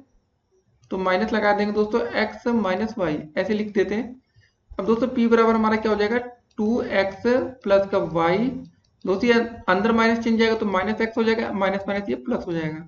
ठीक है, ये 2x में से एक x घटेगा तो क्या हो जाएगा? x बचेगा। और दोस्तों y दोनों में जुड़ जाएगा तो x प्लस 2y। तो ये आपका दोस्तों आंसर हो जाएगा x प्लस 2y। देखिए कौन सा विकल्प सही है। तो विकल्प नंबर दोस्तों 2 देख रहे होंगे, x प्लस 2y, ये आपका राइट आंसर है। अब देखते हैं आज का अगला प्रश्न। तो दोस्तों 35 नंबर क्वेश्चन में पूछा गया है कि 350 का 10% कितना होगा। तो कभी ऐसे क्वेश्चन आ जाए दोस्तों तो कितना आसान रहेगा करना है ना। 350 का मतलब गुणा 10% की जगह दोस्तों 10 लिखेंगे, परसेंटेज का चिन्ह हटेगा तो 100 नीचे आ जाएगा। ये एक जीरो ये कट गया, एक जीरो ये कट गया, बचेगा आपका 35। बस ये आपका उत्तर हो जाएगा। देखिए 35 नंबर कौन से विकल्प में आ रहा है? विकल्प नंबर 1 आप देख रहे हैं, जिसका आंसर आपका दोस्तों 35 दे रखा है। बस यही आपका राइट आंसर है। ठीक है, अब देखते हैं आज का अगला प्रश्न। तो दोस्तों 36 नंबर क्वेश्चन क्या है आपका? 13 माइनस ब्रैकेट में 8 गुणे 2 प्लस 3 का मान लिखिए। क्या होगा दोस्तों? देखिए 4 विकल्प दिए गए हैं, आप लोग एक बार ट्राई करिएगा। उसके बाद दोस्तों हम आपको बता देते हैं। इसमें हम दोस्तों बॉड मास रूल का यूज करेंगे। देखिए ये रूल हमेशा दोस्तों गुणा भाग में हमेशा यूज होता है। इसका मतलब क्या होता है? बी का मतलब होता है सबसे पहले ब्रैकेट, या अंग्रेजी में हिंदी में बोलते हैं इसको कोष्टक। तो प्रश्न दोस्तों हमारा क्या दिया गया था, इसको जरा लिखते हैं पहले बड़ा सा। 13 माइनस ब्रैकेट में 8 गुणे 2 और प्लस का 3। तो सबसे पहले दोस्तों बॉड मास रूल के हिसाब से सबसे पहले हम क्या सॉल्व करेंगे? बी का मतलब ब्रैकेट। तो ब्रैकेट में दोस्तों हमारा लिखा क्या है? 8 गुणे 2, ये ब्रैकेट के अंदर है ना। इसको गुणा कर लेते हैं, क्या हो जाएगा? 13, 8 दूनी 16 प्लस का 3। दोस्तों इसको सॉल्व करने के बाद दोस्तों हम देखते हैं डिवाइड होता है, भाग कर लिया, भाग तो है नहीं, गुणा कर लिया, मल्टीप्लाई, फिर ए से होता है एडिशन, जोड़ना दोस्तों। 13 और 3 को जोड़ लेंगे कितना हो जाएगा दोस्तों? आपका 16 हो जाएगा। माइनस का 16, 16 16 कटेगा तो नहीं, लेकिन हाँ घट जाएगा तो जीरो हो जाएगा। तो मेन आंसर हमारा क्या आएगा? 0, 0। ठीक है, ये जीरो अगर दोस्तों आप टिक मारेंगे तो आप बन जाएंगे हीरो। तो चलिए दोस्तों आज का अगला प्रश्न देखेंगे हम। तो 37 नंबर क्वेश्चन है कि 8 के प्रथम 3 अपवर्त लिखिए। तो दोस्तों देखिए 8 के प्रथम 3 अपवर्त ये हो जाएगा 8, 16, 24। अपवर्त का मतलब दोस्तों क्या होता है कि भाई 8 का गुणा जो होता है ना, जैसे 3 का अपवर्त पूछा जाए तो 3 का बोला जाए तो क्या हो जाएगा, 3 हो जाएगा, 3 दूनी 6, 3 त्रिका 9, 3 चौके 12, 3 पच्चे 15, ऐसे बढ़ता जाएगा। अब दोस्तों 8 के बोला गया था तो 8 के क्या हो जाएंगे देख लेते हैं, आपको फिर से लिख के बता देते हैं। अगर 5 बोलता तो क्या होता है, 8 का 8 पहला, दूसरा 16, 8 त्रिक 24, फिर 208 चौके 32, बस एक गुणा बढ़ाते जाइए 8 पंच 40। तो अगर प्रथम 5 पूछता तो दोस्तों हम ऐसे कर सकते थे। तो अब तो कर लेंगे ना, पेपर में ऐसा क्वेश्चन आएगा कि 8 के या किसी भी संख्या के प्रथम 3, 4, 5 जो भी अपवर्त बोलेगा तो स्टार्टिंग दोस्तों हमेशा उसी से करिएगा। 8 का बोला गया तो हम 8 से शुरू करेंगे। अब देखेंगे आज का अगला प्रश्न। तो दोस्तों 38 नंबर हमारा प्रश्न क्या है कि तल पर स्थित किन्हीं दो बिंदुओं से होकर जाने वाली कितनी रेखाएं खींची जा सकती हैं। जरा देखिए दोस्तों, तल पर दो बिंदु बना लेते हैं, एक बिंदु ये हमारा, एक बिंदु ये है। तो पहले दोस्तों हमने ये रेखा खींच दिया। अब दोस्तों इसके बाद हम दूसरी रेखा अब कैसे खींच सकते हैं, आप सोचिए ना। एक ही रेखा खींच सकते हैं ना। अब दो बिंदु से ऐसा तो है ना एक के ऊपर एक बार बार चढ़ाते रहेंगे। तो बस इसका सिंपल सा आंसर हो जाएगा, तल पर स्थित किन्हीं दो बिंदुओं से होकर जाने वाली हम सिर्फ एक रेखा खींच सकते हैं। तो हमारा विकल्प नंबर ए सही है। ठीक है, इसको टिक मारेंगे। अब देखेंगे आज का अगला प्रश्न। तो दोस्तों 39 नंबर हमारा क्वेश्चन क्या रहा कि 240 लीटर का 10% कितना होगा। तो बस दोस्तों इसमें भी वही करेंगे, सिंपल सा प्रोसेस। 240 का 10% बोला गया ना, 10% हटाएंगे दोस्तों चिन्ह तो क्या आ जाएगा, 100 नीचे आ जाएगा। एक शून्य ये कट गया, एक जीरो ये कट गया, बस सिंपल सा आ गया आपका 24 लीटर। ठीक है, विकल्प नंबर दोस्तों आपका कौन सा सही है, डी नंबर। तो 24 लीटर आ गया ना आंसर आपका। तो ऐसे क्वेश्चन दोस्तों आपके पेपर में पूछे भी जाते हैं, तो आप लोग की तैयारी अच्छी होनी चाहिए, ऐसे नहीं है। अब देखते हैं आज का अगला प्रश्न। तो दोस्तों 40 नंबर हमारा प्रश्न क्या आ रहा है कि -8 ये दे रखा है, तो क्या निकालना है दोस्तों, मान निकालना है। जरा ध्यान से देखने वाली दोस्तों चीज है कि -8 गुणे का दोस्तों ब्रैकेट में प्लस का 75 है, फिर दोस्तों क्या है गुणे में 0। दोस्तों एक चीज याद रखिए, जब गुणा का हर जगह चिन्ह है, देखिए यहाँ पर भी गुणा का चिन्ह है, बीच में कहीं प्लस और घटाना नहीं, यहाँ भी गुणा का चिन्ह है, और लास्ट में दोस्तों हमारा आता है 0। जब दोस्तों किसी भी संख्या को हम 0 से गुणा कर देंगे तो उसका आंसर हमेशा 0 ही आता है। याद रखिएगा दोस्तों, गुणा में सबसे अच्छा एडवांटेज आपके पास है, ये देख लेंगे, चाहे कितनी बड़ी संख्या हो, चाहे 1 करोड़ से दोस्तों 0 में गुणा कर देंगे तो वो संख्या 1 करोड़ को 0 में बदल देंगे। तो आसान सा क्वेश्चन था। अब देखेंगे दोस्तों आज का अगला प्रश्न। तो 41 नंबर क्वेश्चन दोस्तों आपका क्या रहा है कि आयत का प्रत्येक कोण होता है। तो पहले दोस्तों आप देख लीजिए आयत कैसा होता है, नहीं तो आप लोग इसमें ही कंफ्यूजन में होंगे कि आयत दिखता कैसा है। दोस्तों आपका आयत ऐसे होता है, देखिए कुछ बच्चे बायो से आते हैं या मैथमेटिक्स उन्होंने नहीं ले रखी, बीए कर रखा, तो उनको थोड़ा ध्यान नहीं रहता दोस्तों। ठीक है, तो आयत का प्रत्येक कोण आपका दोस्तों ऐसे बनता है, तो प्रत्येक कोण आपका कितने अंश का हो जाएगा, 90 अंश का। कभी ऐसा क्वेश्चन आपके पेपर में है तो आप लोग आसानी से टिक कर पाएंगे, आयत का प्रत्येक कोण होता है आपका 90 अंश का। ठीक है, इसको टिक कर लेंगे। ठीक है, अब देखते हैं आज का अगला प्रश्न। तो दोस्तों 42 नंबर प्रश्न क्या रहा है कि समांतर चतुर्भुज के सम्मुख भुजाएं होती हैं। देखिए समांतर चतुर्भुज की जो सम्मुख भुजाएं होती है वो समांतर भी होती है और समान भी होती है। बस आपको इतना ध्यान रखना, समांतर तथा समान। ठीक है, अब देखते हैं आज का अगला प्रश्न। तो दोस्तों 43 नंबर प्रश्न आपका क्या रहा, किसी वृत्त का व्यास अगर 4 सेंटीमीटर है तो त्रिज्या का मान होगा। देखिए दोस्तों अगर व्यास में 4 सेंटीमीटर दे रखा है तो व्यास बराबर आपका क्या होता है, इसको ध्यान में रखना है आपको, खाली ये फार्मूला याद रखिएगा हमेशा। व्यास बराबर होता है आपका दोस्तों 2 गुणे त्रिज्या। क्या होता है, 2 गुणे त्रिज्या। ठीक है, त्रिज्या बराबर व्यास बटे 2 भी होता है। तो वृत्त का व्यास दोस्तों में दे रखा है 4 सेंटीमीटर और 2 गुणे त्रिज्या, फार्मूला का यूज करेंगे हम। ठीक है, अब हमें त्रिज्या का मान निकालना है दोस्तों, तो त्रिज्या बराबर क्या हो जाएगा, ऐसे लिख लेते हैं, इधर पहले त्रिज्या कर लेते हैं। त्रिज्या बराबर आ जाएगा दोस्तों आपका 4/2, 2 एकम 2, 2 दूनी 4, तो दोस्तों आ गया आपका 2 सेंटीमीटर। ध्यान रखना सेंटीमीटर भी लिखेंगे। तो हमारा आंसर क्या आ गया दोस्तों, हमारा त्रिज्या का मान आ गया आपका 2 सेंटीमीटर। तो इस फार्मूले को दोस्तों आपको याद रखना है, नहीं तो आप लोग गलती कर सकते हैं। तो इसका आंसर आ गया आपका सी विकल्प 2 सेंटीमीटर। ठीक है, फार्मूला क्या था, व्यास बराबर आपको होता है 2 गुणे त्रिज्या, बस आपको इतना याद रखना है। अगर कभी त्रिज्या दिया गया हो तो बस व्यास निकालना, तो त्रिज्या का मान यहाँ रख देंगे, 2 से गुणा कर देंगे, वही आपका व्यास आ जाएगा। अब देखते हैं आज का अगला प्रश्न। तो दोस्तों 44 नंबर प्रश्न क्या रहा आपका कि अर्धवृत्त में स्थित कोण का मान होता है। देखिए अर्धवृत्त में बना कोण समकोण होता है, आपने एक प्रमेय भी पढ़ रखी है, तो जो बच्चे नहीं जानते तो वो जान जाए। तो इसका आंसर हो जाएगा बी विकल्प 90 अंश। ठीक है, इसको आपको टिक करना है 90 को, तो ये हमारा सही आंसर होगा। अब देखते हैं आज का अगला प्रश्न। तो दोस्तों 45 नंबर क्वेश्चन दोस्तों हमारा त्रिभुज का क्षेत्रफल पूछा है कि त्रिभुज का क्षेत्रफल होता है, ये एक फार्मूला है, त्रिभुज का क्षेत्रफल बराबर होता है आपका 1/2 गुणे आधार, ठीक है, गुणे लंब। इसको याद रखना है, ये क्वेश्चन बहुत बार पूछा जाता है पेपर में। त्रिभुज का दोस्तों आधार दे देता है, क्षेत्रफल दे देता है, पूछता है लंब कैसे निकालेंगे, तो ये फार्मूला याद रखना होगा आपको। इसका विकल्प नंबर सी सही है, 1/2 आधार गुणे लंब।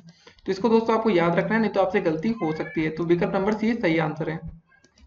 तो दोस्तों 46 नंबर क्वेश्चन क्या दिया गया है आपका कि किसी त्रिभुज की दोस्तों आपको भुजाएं दी गई है 6 सेंटीमीटर, 8 सेंटीमीटर तथा 10 सेंटीमीटर। तो हमें उसका क्षेत्रफल निकालना है। देखिए अगर ये बोला गया होता समकोण त्रिभुज का क्षेत्रफल निकालना, तो 1/2 आधार गुणे लंब लगा देते, जैसा भी अपना पिछला क्वेश्चन दोस्तों देखा। ठीक है, ये एक फार्मूला होता है, लेकिन अब ये क्वेश्चन दोस्तों कैसे करेंगे इसको देखेंगे। कभी ऐसा क्वेश्चन दोस्तों आ जाए तो आप एक फार्मूला का यूज करेंगे दोस्तों। एस बराबर आपने पढ़ रखा होगा a+b+c/2, पढ़ा है ना दोस्तों। और त्रिभुज का क्षेत्रफल का फार्मूला क्या होता है आपने ये पढ़ा होगा, under root of s -a s-b और s-c। ये दोस्तों हम परिमाप पहले निकालते हैं, a+b+c, ठीक है। s की वैल्यू निकाल लेंगे, तो s की वैल्यू दोस्तों कितनी आ जाएगी। a का हमारा मान देखिए, ये हमारा a बराबर दे रखा है 6 सेंटीमीटर, b बराबर दोस्तों आपका दिया 8 सेंटीमीटर और c बराबर आपका है 10 सेंटीमीटर। तो a की जगह दोस्तों हम क्या रखेंगे, पहले 6 रखेंगे, b की जगह दोस्तों रखेंगे 8 और c की जगह रखेंगे 10/2। जोड़ देंगे दोस्तों, 8 6 14 10 24/2, ठीक है। भाग कर लेंगे, कितनी बार जाएगा, 12 बार। तो दोस्तों हमारा s बराबर वैल्यू आ गई 12। तो 12 नहीं लिखेंगे, आगे सेंटीमीटर भी दोस्तों लगा दीजिएगा, नहीं तो गलती हो सकती है, एग्जामिनर नंबर काट सकता है ना। ये सेंटीमीटर में ना, तो एस की वैल्यू हमारी 12 आ गई। तो क्षेत्रफल निकालना है सिंपली, क्या कर लेंगे दोस्तों, यहाँ पर यूज करेंगे 12, ठीक है, इंटू में ब्रैकेट में आएगा दोस्तों 12 माइनस एक की जगह दोस्तों में क्या रखना है, 6 रखना है, 12 माइनस 6, फिर दोस्तों क्या हो जाएगा आपका 12 माइनस का 8 और 12 माइनस का 10 होगा दोस्तों, 12 माइनस का 10। इसको सॉल्व कर लेंगे, कैसे होगा, 12 ये अंडर रूट में सब, 12 में से दोस्तों 6 गया, कितना बचेगा, 6 बचेगा, 12 में से 8 गया 4 और 12 में से 10 गया 2 बचेगा। गुणा कर लेंगे सबको दोस्तों, तो 4 दूनी 8, ठीक है, 12 छंग 72, 72 गुणे 8 करना है, कितना हो जाएगा दोस्तों, 8 दूनी 16 का 6, 8 सत्ते 56, 56 1 57 अंडर रूट का, और 576 का दोस्तों अंडर रूट जब बाहर आएगा तो आ जाएगा आपका 24 सेंटीमीटर स्क्वायर। दोस्तों देखिए क्षेत्रफल जो आएगा हमेशा सेंटीमीटर स्क्वायर में आता है, वर्ग सेंटीमीटर में। तो हमें त्रिभुज की भुजाएं दी गई थी, तो हमें इसका आंसर मिल चुका है। तो ऐसे क्वेश्चन दोस्तों आपके पेपर में पूछे जाते हैं, तो आपको अच्छे से तैयार रखना है कि कैसे कुछ क्वेश्चन को करेंगे। तो एक बार दोस्तों इसको रीचेक कर लेते हैं अगर आपको कोई कंफ्यूजन हो तो। दोस्तों देखिए सबसे पहले हमने इसका परिमाप निकाला है, बराबर होता है फार्मूला a+b+c/2, ठीक है।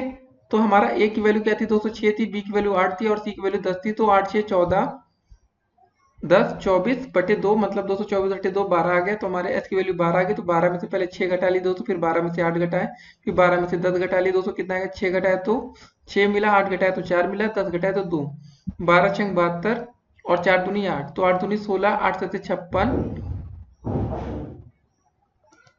तो दोस्तों कैसे हुआ था गुणा, 8 दूनी 16 का 6, 8 सत्ते 56 1 57, ठीक है। 576 का अंडर रूट जो हम बाहर निकालते तो आता है 24।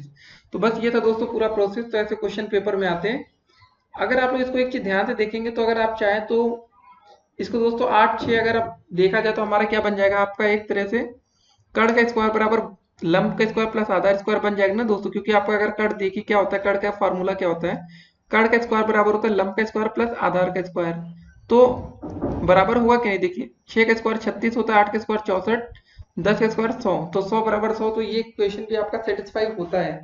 तो समकोण त्रिभुज का क्षेत्रफल का फार्मूला यूज करेंगे दोस्तों, तो 1/2 आधार गुणे लंब, तो भी दोस्तों आपका यहाँ से 24 वर्ग सेंटीमीटर आंसर आ जाएगा। तो चाहे आप इस तरीके से करें चाहे उस तरीके से करें, तो आपका आंसर ये क्या आएगा, फिलहाल 24 वर्ग सेंटीमीटर। कोई कंफ्यूजन हो तो आप लोग कमेंट कर सकते हैं। अब देखते हैं आज का अगला प्रश्न। तो दोस्तों 47 नंबर क्वेश्चन क्या था कि हमारा एक त्रिभुज का क्षेत्रफल क्या होगा जिसका आधार हमें 10 सेंटीमीटर तथा ऊंचाई हमें 6 सेंटीमीटर दी गई है। तो त्रिभुज का क्षेत्रफल का फार्मूला दोस्तों अभी हमने पढ़ा था 1/2 आधार गुणे लंब या आधार गुणे ऊंचाई। दोस्तों जो चाहे आप वो कह सकते हैं, ऊंचाई भी बोल सकते हैं, लंब भी बोल सकते हैं, बस ठीक है। तो 1/2 की जगह दोस्तों वही रहेगा, सिंपल सा क्षेत्रफल का फार्मूला है।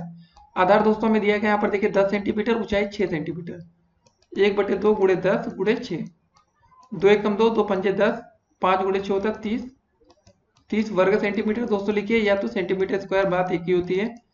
लेकिन आपको इसका यूनिट जो दोस्तों हमने वर्ग सेंटीमीटर लिखा, अगर ये नहीं लिखेंगे तो आपके नंबर कट जाएंगे पेपर में। 1 नंबर का है तो आधा नंबर मिलेगा, 2 नंबर का है तो आपको 1 अंक मिलेगा। तो ये छोटी सी मिस्टेक्स आपके लिए 1 नंबर काट सकती है, तो आपका पहला विकल्प सही होगा 30। ठीक है, अब देखेंगे आज का अगला प्रश्न।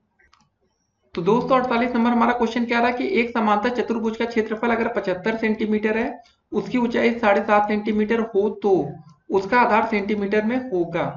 तो कैसे करेंगे दोस्तों? समांतर चतुर्भुज का पहले क्षेत्रफल का फार्मूला क्या होता है इसको आपको पता होना जरूरी है। समांतर चतुर्भुज का क्षेत्रफल, ठीक है, का फार्मूला दोस्तों होता है आपका आधार गुणे में दोस्तों होता है आपका ऊंचाई। ये आपको फार्मूला दोस्तों याद होना बहुत ही जरूरी है। देखिए समांतर चतुर्भुज का क्षेत्रफल हमें दे रखा है 75 सेंटीमीटर, और दोस्तों हमें इसकी ऊंचाई दी गई है 7.5।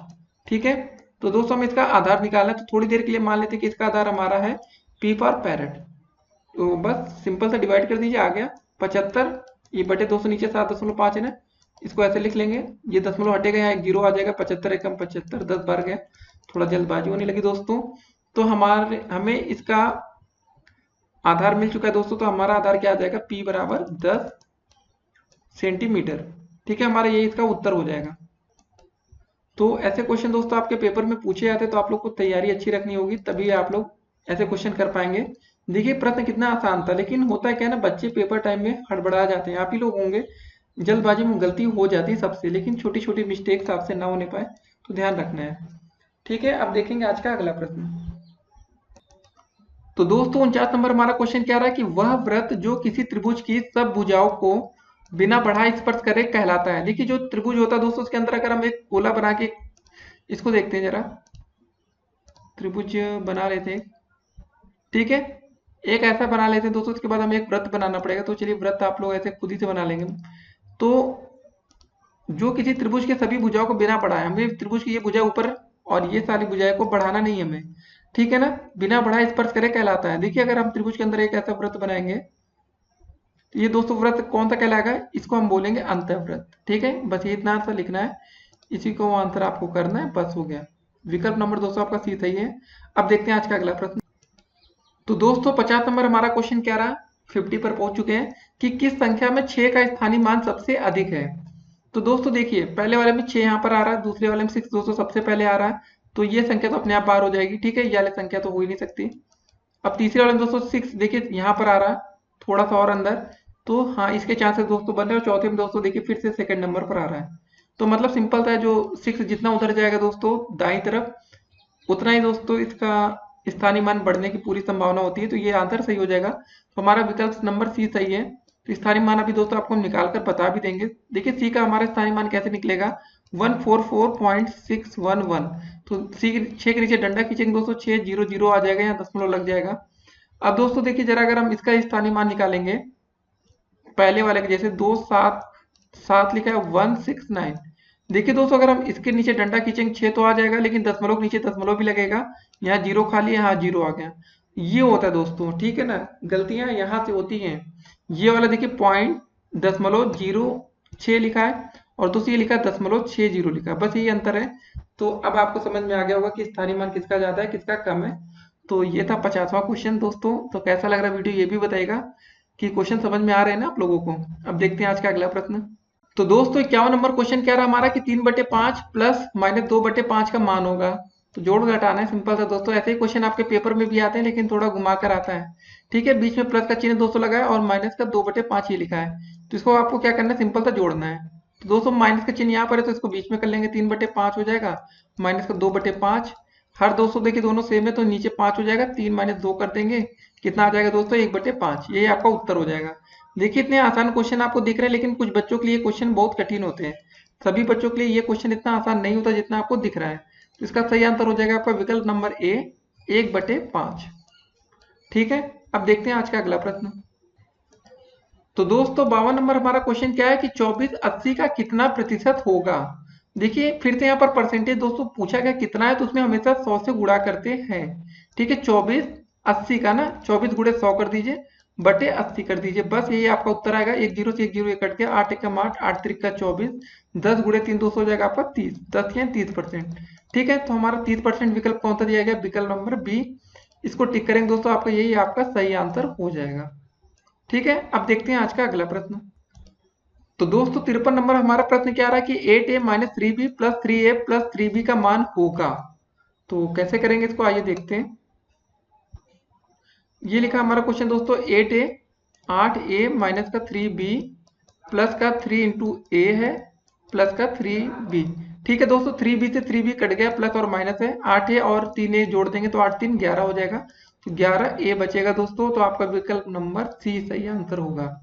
ठीक है, इसी को टिक करेंगे, आपको पूरे प्रश्न में 1 अंक मिल जाएंगे। ठीक है, अब देखते हैं आज का अगला प्रश्न। तो दोस्तों 54 नंबर हमारा प्रश्न क्या रहा है कि 13 के अनुवर्ती प्राकृतिक संख्या होगी। देखिए दोस्तों, अनुवर्ती का मतलब होता है कि +1 जोड़ देना है।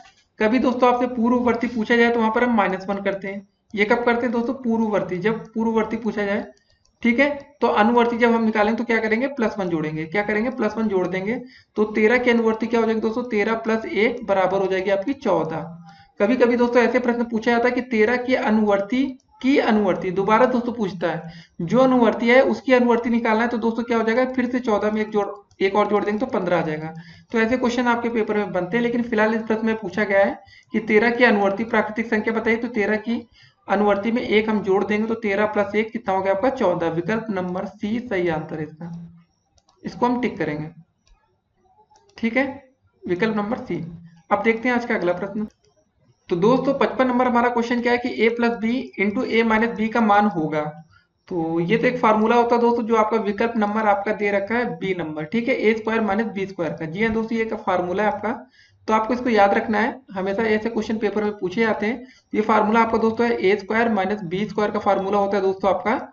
एक ब्रैकेट में ए प्लस का बी होता है और दूसरे ब्रैकेट में ए माइनस का बी होता है। ऐसा कभी कभी होता है कि ए माइनस बी पहले लिख सकते हैं, फिर बाद में ए प्लस बी लिखें, तो ये ध्यान में रखना है कि ए स्क्वायर माइनस बी स्क्वायर का फार्मूला क्या होता है, ए प्लस बी और ए माइनस बी। तो ठीक है, ये विकल्प नंबर 20 का आंसर हो गया। अब देखते हैं आज का अगला प्रश्न। तो दोस्तों 56 नंबर हमारा क्वेश्चन क्या दिया गया है कि 25% का दशमलव में बदलने पर मान होगा। देखिए, जब परसेंटेज में दोस्तों आपको वैल्यू दी गया है, कितना दिया गया है 25%। जब परसेंटेज का दोस्तों जब चिन्ह हटता है तो हमेशा 100 से भाग होता है। परसेंटेज का चिन्ह नहीं होता तो 100 से गुणा कर लेते हैं, बस सिंपल सा है। 25, देखिए 100 से जब भाग करना रहता है, सबसे आसान तरीका है भाग करने का। सबसे पहले काम करते हैं दोस्तों, आप लोग को समझ में जाता है, 25 एकम 25, 25 चौके 100, तो 1/4 आ गया। अब क्या करेंगे दोस्तों, एक में क्या है 4 से भाग करना है ना, दशमलव लगाएंगे, 0 बढ़ा देंगे, 4 दूनी 8। ठीक है, यहाँ 8 आ जाएगा, यहाँ पर 2 बचेगा, फिर 0 दोस्तों बढ़ जाएगा, 4 पंजे 20। दोस्तों ये तरीका होता है, सब लोग पुराना तरीका है, जो हम आपको तरीके से बताएं कि 0.25% आ जाएगा, मतलब दोस्तों परसेंटेज में नहीं आएगा, तो मतलब ये दशमलव रूप आ जाएगा दोस्तों 0.25। अभी हम आपको एक और तरीका बताते हैं जो सबसे आसान तरीका होगा आपके लिए। तो ये तरीका होगा दोस्तों 0.25, इसको आंसर आप कर सकते हैं 25% को दशमलव में। या तो दोस्तों अगर आपको सिंपल ऐसे लिखा है 25/100, ठीक है, तो यहाँ पर यहाँ सीधे दशमलव आप लगा सकते हैं। क्या करेंगे, ये 2 जीरो हटाएंगे और यहाँ सीधे दशमलव लगाएंगे। अगर ये लिखा है दोस्तों 25/10, तो ये 0 हटाते दोस्तों बीच में दशमलव का चिन्ह आ जाएगा। तो ये सब तरीका होता है शॉर्टकट करने का, लेकिन जिन बच्चों को नहीं आता तो वो पूरा बेसिक तरीका यूज करेंगे। सिंपल सा 25 से कम 25, 25 चौके 100 भाग करेंगे, फिर नॉर्मल भाग कर लेंगे, आंसर आ जाएगा। तो आपके ऊपर डिपेंड करता है। कभी दोस्तों ऐसे लिखा है 3/10, तो इसका मतलब क्या होता है दोस्तों, ये दशमलव शून्य हटेगा तो दशमलव चिन्ह यहाँ पर आ जाएगा, पॉइंट ऐसे होता है। या 2 दोस्तों लिखा है, अगर 100 लिखा है तो क्या होगा दोस्तों, एक जीरो हटेगा तो यहाँ पर दशमलव आएगा, एक और जीरो हटेगा दोस्तों तो यहाँ बीच में जीरो भी आएगा, 0.02 ऐसे होता है। अब चलिए दोस्तों देखते हैं आज का अगला प्रश्न फिर। अब है 57 नंबर हमारा प्रश्न कि किस संख्या में 5 का स्थानीय मान सबसे अधिक है। ऐसा क्वेश्चन दोस्तों इस वीडियो में हम पहले भी डिस्कस किए हैं, लेकिन देखिए 5 कहाँ कहाँ दिख रहा है, पहले 382 ये देखिए 5 दिख रहा है आपको बीच में, फिर दोस्तों सबसे पहले 5 आ रहा है, ये तो बाहर हो गया, ये क्वेश्चन अपने आप बाहर हो गया लास्ट में होने के कारण। फिर दोस्तों देखिए जरा विकल्प नंबर सी में यहाँ पर 5 आ रहा है, अब बी में यहाँ पर आ रहा है। तो हमने दोस्तों आपको बताया था कि भाई 5 जितना ज्यादा दाईं ओर होगा उतना ही बड़ी, मतलब उसका मान उतना ही अधिक होता जाता रहता है। तो हमारा सही आंसर हो जाएगा विकल्प नंबर सी। इसी को टिक करेंगे और बात खत्म करते हैं। हमने आपको पूरा प्रॉपर समझाया था, फिर से बता देते हैं कैसे। ये लिखा आपका 146.511, ठीक है। स्थानीय मान के लिए हमने बोला डंडी खींच दीजिए, आप 5 लिखिए, कितनी संख्या बच रही, दशमलव का चिन्ह वहां लगेगा जहां रहता है, फिर दोस्तों जो संख्या बचे वहां पर 0 बढ़ा दीजिए। अब लास्ट वाला विकल्प दोस्तों जैसे देख लेते हैं आपके सामने, 86.058। 5 के नीचे दोस्तों डंडी खींचेंगे और दशमलव अपनी जगह रहेगा और बीच में कुछ नहीं तो जीरो लगा देंगे, यहाँ पे जीरो आ जाएगा। तो 0.05 है और 0.500, तो कौन बड़ा हो गया? तो ये बड़ा होगा ना। तो बस ऐसे ही ये सही आंसर है। अब देखते हैं आज का अगला प्रश्न। तो दोस्तों 58 नंबर हमारा प्रश्न क्या रहा है कि दो संख्याओं का महत्तम समापवर्तक अगर 35 है और उनका लघुत्तम समापवर्तक 525, उनमें से अगर एक संख्या हमारी 175 है तो दूसरी संख्या क्या होगी? हमने ऐसा क्वेश्चन दोस्तों आज ही बताया कि इसका फार्मूला याद रखिए, HCF मतलब महत्तम समापवर्तक गुणे LCM लघुत्तम समापवर्तक बराबर दोस्तों होता है आपका पहली संख्या इंटू में दूसरी संख्या, पहली संख्या गुणे दूसरी कर दीजिए, बस पहली गुणे दूसरी। ठीक है, हमें दोस्तों क्या दिया गया? इसका महत्तम समापवर्तक दे रखा है कि 35 से 35 लिख देंगे और दोस्तों गुणे में दिया गया हमारा लघुत्तम समापवर्तक है LCM 525। 525 और बराबर दोस्तों पहली संख्या में दी गई है 175, यहाँ देख रहे होंगे आप 175, और दोस्तों गुणे दूसरी संख्या नहीं दी गई तो हम उसको P मान लेते हैं। तो बस P बराबर दोस्तों आपका क्या हो जाएगा? ये 175 यहाँ इसके नीचे आ जाएगा ना, तो 35 गुणे 525 बटे में आएगा 175। अब भाग कर लेंगे, सिंपल सा आपका आंसर मिल जाएगा। तो दोस्तों कितनी बार जाएगा? 25 सत्ते 175 होता है दोस्तों, और यहाँ 525 को काटेंगे तो कितना होगा? 25 दूनी 50, फिर बचेगा 2 और 5 उतरेगा, 25 एकम 25। ठीक है दोस्तों, फिर 7 से भाग करेंगे, 7 एकम 7, 7 पच्चीस 35। दोस्तों 21 गुणे 5 कर लेंगे, P बराबर आ जाएगा आपका 5 गुणे 21। 21 पंजे दोस्तों होता है आपका 105। ठीक है दोस्तों, तो नया क्वेश्चन नीचे आने वाला है। तो 105 दोस्तों इसका आंसर हो जाएगा। तो इस विकल्प में देखते हैं कहाँ पर विकल्प नंबर डी दोस्तों आपका बिल्कुल सही आंसर है। इसको हाईलाइट करते हैं। तो दोस्तों आप लोग अभी बताते चलिए कमेंट में कि कितने नंबर अभी तक आपके बन रहे हैं। 58 क्वेश्चन हो चुके हैं। अब देखते हैं आज का अगला प्रश्न। तो दोस्तों 59 नंबर क्वेश्चन आपका क्या रहा है कि ए ब्रैकेट में b माइनस ए को सरल करने पर प्राप्त होता है। तो चलिए क्वेश्चन को पहले दोस्तों नोट करते हैं। ए लिखा है, फिर माइनस का चिन्ह है दोस्तों, फिर ब्रैकेट के अंदर है b माइनस का 2a। देखिए दोस्तों जब ये माइनस का चिन्ह ब्रैकेट खुलेगा तो माइनस का चिन्ह अंदर जाएगा ना, तो ये a माइनस बी हो जाएगा। ये माइनस माइनस आपका हो जाएगा प्लस 2a। तो दोस्तों यहाँ पर देखिए 2a और ये a है ना, तो दोनों को जोड़ देंगे दोस्तों तो कितना हो जाएगा? 3a माइनस का b। बस ये सिंपल सा आंसर होगा आपका 3a माइनस b। तो दोस्तों ये विकल्प नंबर ए आपको दिख रहा होगा 3a माइनस बी, यही आपका राइट आंसर है। इसी को आपको टिक करना था। अब देखते हैं आज का अगला प्रश्न। ये बी लिखा है दोस्तों, ध्यान दीजिएगा ना, नहीं तो आप लोग कुछ और समझे। ठीक है, अगला प्रश्न देखा जाए दोस्तों। तो 60 नंबर क्वेश्चन क्या है कि 4 का 3% होगा। 4 का बोला गया ना दोस्तों 3%, तो 3 गुणे 100 बटे 4 कर लेंगे भाग। 4 दूनी 8, 4 पंजे 20, 25 गुणे 3 हो जाएगा 75%। ठीक है, अब दोस्तों 75% का अगर हम निकालना चाहेंगे तो इसको अगर हम ऐसे तोड़ेंगे 75% का चिन्ह हटाएंगे तो भाग हो जाएगा। 25 है 75, 25 चौके 100। दोस्तों 3/4 लिख गया ना। बात ये लिखा था कि 4 का 3% है। ठीक है, तो वही चीज है दोस्तों, तो 75% इसका राइट आंसर होगा। विकल्प नंबर डी के साथ जाएंगे, इसको टिक मार देंगे दोस्तों और आप पूरे अंक पा पाएंगे। ठीक है, तो दोस्तों 60 नंबर क्वेश्चन आपका ऐसे होगा सॉल्व। अब देखते हैं आज का अगला प्रश्न। तो दोस्तों 61 नंबर क्वेश्चन आपका क्या रहा है कि 3/2 का गुणात्मक प्रतिलोम का मान है। देखिए दोस्तों 3/2 का गुणात्मक जो प्रतिलोम हो जाएगा ना, इसका ऐसे अगर आप पूछा जाए खाली कि इसका गुणात्मक प्रतिलोम कितना होगा। ठीक है, गुणात्मक प्रतिलोम, तो दोस्तों इसका सिंपल सा आंसर हो जाएगा, गुणात्मक प्रतिलोम हो जाएगा आपका 2/3। लेकिन दोस्तों इसमें प्रश्न में पूछा गया कि इसका गुणात्मक प्रतिलोम का मान बोला गया है, तो ये दोस्तों कुछ अलग तरीके से हो जाएगा। 3/2 का गुणात्मक प्रतिलोम ये हो जाएगा। इसको सॉल्व कर लेंगे दोस्तों, ये कट जाएगा, ये कट जाएगा, तो इसका आंसर 1 आ जाएगा। तो दोस्तों ये क्वेश्चन थोड़ा कंफ्यूजिंग था, तो ऐसे क्वेश्चन पेपर में आ जाते हैं तो बच्चे कंफ्यूज होते हैं। तो दोस्तों इसका आंसर 1 होगा। अगर ये पूछा गया होता प्रश्न में कि 3/2 का गुणात्मक प्रतिलोम सिर्फ क्या होगा, तो दोस्तों इसका आंसर होता 2/3। अगर दोस्तों यहाँ पर यह पूछा गया होता कि 3/2 का योगात्मक प्रतिलोम कितना होगा, योगात्मक, जी हाँ दोस्तों, 2 तरह के प्रतिलोम होते हैं, एक धनात्मक और या धनात्मक प्रतिलोम पूछा जा सकता है दोस्तों। ठीक है, गुणात्मक और धनात्मक पूछा जाता तो क्या बोला जाता है दोस्तों? 3/2 का धनात्मक प्रतिलोम। तो प्रतिलोम का मतलब दोस्तों क्या होता है? उल्टा ही होता है ना, प्रतिलोम। तो धनात्मक प्रतिलोम दोस्तों कितना हो जाता है इसका? माइनस का 3/2। अगर दोस्तों आपका क्वेश्चन में दिया गया होता कि पहले -3/2 का धनात्मक प्रतिलोम कितना हो जाएगा, तो इसका +3/2। मतलब हमारा जो चिन्ह होता है बस उसको हमको बदल देना होता है, बस यही आंसर होता है। तो गुणात्मक प्रतिलोम की बात करें दोस्तों तो क्या होता है, अगर 2 का गुणात्मक प्रतिलोम पूछा है तो क्या होगा दोस्तों, 2 का गुणात्मक प्रतिलोम बताइए, तो 1/2 ये होता है। तो गुणात्मक प्रतिलोम में दोस्तों बदल जाता है, ऊपर नीचे पलट जाता है, और जो धनात्मक होता है उसमें चिन्ह बदलता है बस। और गुणात्मक में दोस्तों किसी भी प्रकार का चिन्ह नहीं बदला जाता। लेकिन यहाँ पर दोस्तों इसके मान की बात की गई थी, इसलिए इसका आंसर 1 हुआ, नहीं तो इसका जो सिंपल आंसर होता है 2/3 होता है। ठीक है, अब देखते हैं आज का अगला प्रश्न। तो दोस्तों 62 नंबर हमारा क्वेश्चन क्या रहा है, इसको देखते हैं कि निम्नलिखित में वृहत कोण होगा। तो पहला कोण दोस्तों क्या हो रहा है, आप लोग क्वेश्चन को जरा ध्यान से देखेंगे। 135 अंक 90 अंक से बड़ा है दोस्तों, लेकिन 180 अंक से छोटा। तो दोस्तों ये किस प्रकार का कोण होगा, पहले ये आपका हो जाएगा आपका अधिक कोण। ठीक है, दूसरा क्वेश्चन दोस्तों आपका है कि 88 अंक 88 अंक, मतलब दोस्तों 90 अंक से छोटा है ना, तो ये आपका कौन सा कोण हो जाएगा, ये आपका हो जाएगा न्यून कोण। देखिए अगर आप लोग एक बड़े चैनल पर हैं तो दोस्तों आप लोग को छोटी छोटी जानकारियां होनी चाहिए। अब 305 अंक, देखिए वृहत कोण की परिभाषा होती है 180 अंक से बड़ा हो तथा 360 अंक से छोटा हो। 180 से बड़ा, 360 से छोटा, तो ऐसे कोण को हम वृहत कोण कहते हैं। ठीक है, तो हमारा सही आंसर हो जाएगा 305 अंक, इसको टिक मारेंगे। और अभी देख रहे हैं दोस्तों, परेशान मत, तो ये काफी बच्चे लोग परेशान हो रहे होंगे कि 180 अंश किसे कहते हैं। तो दोस्तों 180 अंश के कोण को हम बोलते हैं रिजु कोण। कौन सा कोण, रिजु कोण।